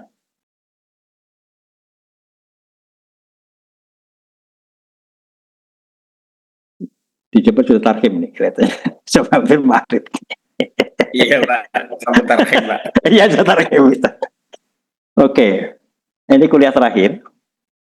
Kuliah saya tidak atau belum secara tuntas itu secara elaboratif membahas tentang, tapi harapan saya bahwa literatur yang saya sampaikan dan bahasan saya itu, saya berharap bisa menjadi modal awal untuk pengembangan Bapak Ibu dalam studi doktor. Termasuk bagaimana potensi untuk merilitkan, untuk melihat relevansinya dengan studi administrasi, ilmu administrasi baik bisnis maupun publik. Karena apa? Teori sosial itu menyediakan konteks sehingga memperkaya analisis sekaligus bisa mencantolkan pada pemikiran-pemikiran filosofis itu. Sehingga dengan kata lain, Bapak Ibu bisa mengkaitkan kajian-kajian ilmu administrasi gitu kan dengan pemikiran-pemikiran yang hulu, yang sedikit filosofis tadi. Gitu. Karena sekali lagi di luar negeri, kalau dokter kan gelarnya PhD, Philosophy of Doctor. Jadi penguasaan kalau Bapak Ibu bisa mengkaitkan itu gitu, Bapak Ibu memang layak untuk memegang PhD karena bisa mengkaitkan dengan pemikiran-pemikiran lebih mendasar dalam konteks pemikiran ilmu sosial. Kira-kira itu. Ada pertanyaan sebelum saya tutup? Oke, kalau tidak ada gitu, maka ini tanggal 12. Maka sebagai ketentuan untuk melengkapi nilai, karena kan mengajar 4 orang ya, kalau nggak salah gitu. Saya hanya meminta tinjauan kritis Bapak Ibu terhadap literatur itu. Bapak Ibu bisa milih Weber, Bapak Ibu bisa milih Karl Marx, Bapak Ibu bisa memilih Durkheim gitu, Bapak Ibu bisa memilih Simmel itu. Sesuai dengan bidangnya atau keinginannya atau penguasaannya. Saya hanya minta review singkat maksimal 1 halaman. Gitu, 1 halaman saja. Itu. Jadi review singkat itu adalah pemikiran atau penilaian kritis terhadap masing-masing itu. Bapak bisa milih salah satu. Bapak Ibu bisa pilih salah satu. Apa Marx, apa Weber, apa Durkheim, apa Simmel. Jangan khawatir bahwa, bukan hanya pendapat Bapak Ibu, pendapat yang bagus, perlakuan yang bagus, kalau ada bandingannya. Ada Bapak Ibu bisa mengutip yang lain. Saya setuju dengan ini, nggak setuju ini, dasarnya ini. Jadi akan bagus kalau ada literatur bandingannya. Tanggal 12 gitu. Saya minta, karena ini Pak Arief yang juga tahu itu, dikejar deadline nilai. Gitu dinilai. Saya dengan mohon maaf itu karena saya kuliah terakhir itu, saya terpaksa menentukan waktunya seminggu. Jadi kalau ini hari Jumat gitu, oke lah, sampai sampai hari Minggu boleh lah, minggu depan ya. Jadi ini Jumat, Sabtu, Minggu, kumpulkannya hari Minggu berikutnya. Wujudnya soft file, bentuknya Word gitu. Tidak lebih dari 1 halaman. Itu 1 spasi lah, itu saja. Tolong ditulis nama gitu dan mata kuliah ini supaya dikirimkan kolektif boleh, dikirimkan masing-masing gitu. Lebih cepat ke WA juga boleh. Ya, supaya saya bisa segera menilai gitu kan gitu. Jadi saya ini mulai koreksi nih, banyak banget koreksinya itu. Oleh karena itu bimbingan skripsi saya tunda itu, ujian skripsi saya tunda sampai Januari itu. Karena koreksi nilai, setelah itu mengisi PKD. Itu jatahnya deadline-nya akhir Juni ini. Oke, ada pertanyaan? Sedikit Prof. Ya. Boleh Mas?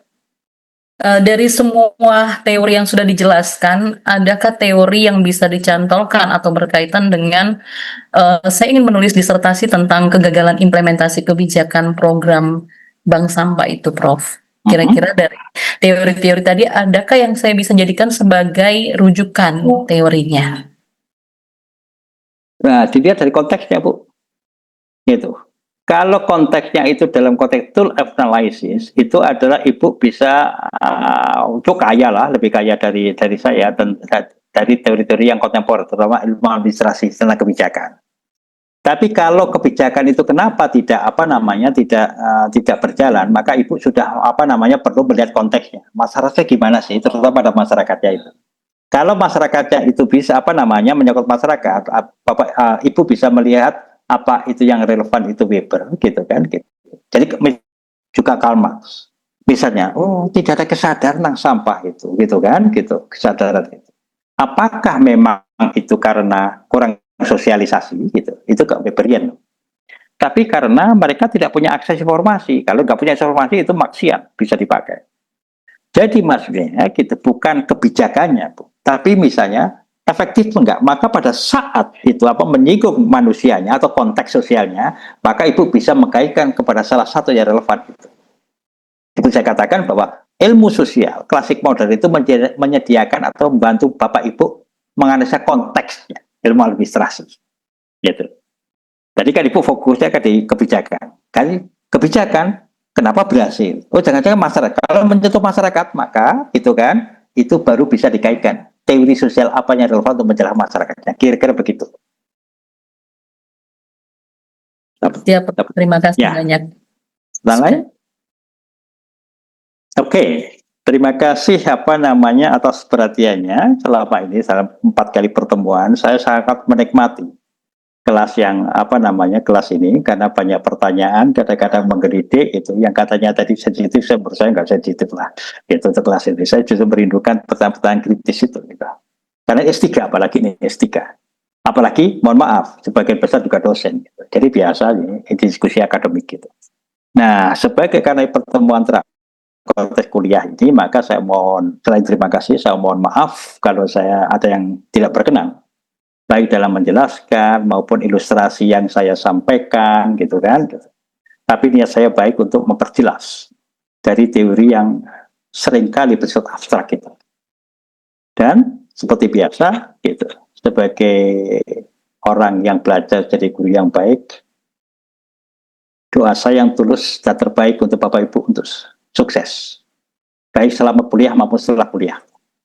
Jadi nanti saya bisa nyawang aja, bisa melihat saja gitu kan, itu hiburan saya. Jadi jangan lama-lama kuliah gitu kan, gitu. Ya, saya senang kalau itu cepat. Terima kasih untuk semua, sampai ketemu di di kesempatan yang lain. Saya tidak tahu gitu apa wujudnya. Tapi kalau Bapak Ibu sukses, maka itu adalah hiburan terbaik bagi saya. Oke. Terima kasih, sampai sekian. Ini sudah masuk maghrib kelihatannya. Selamat sore, sampai ketemu di kesempatan. Sehat selalu, gitu kan? Gitu. Saya mendengarkan kesuksesan Bapak Ibu semua. Terima kasih. Terima kasih banyak. Kata-kata terakhir Mbak Tibi. Terima kasih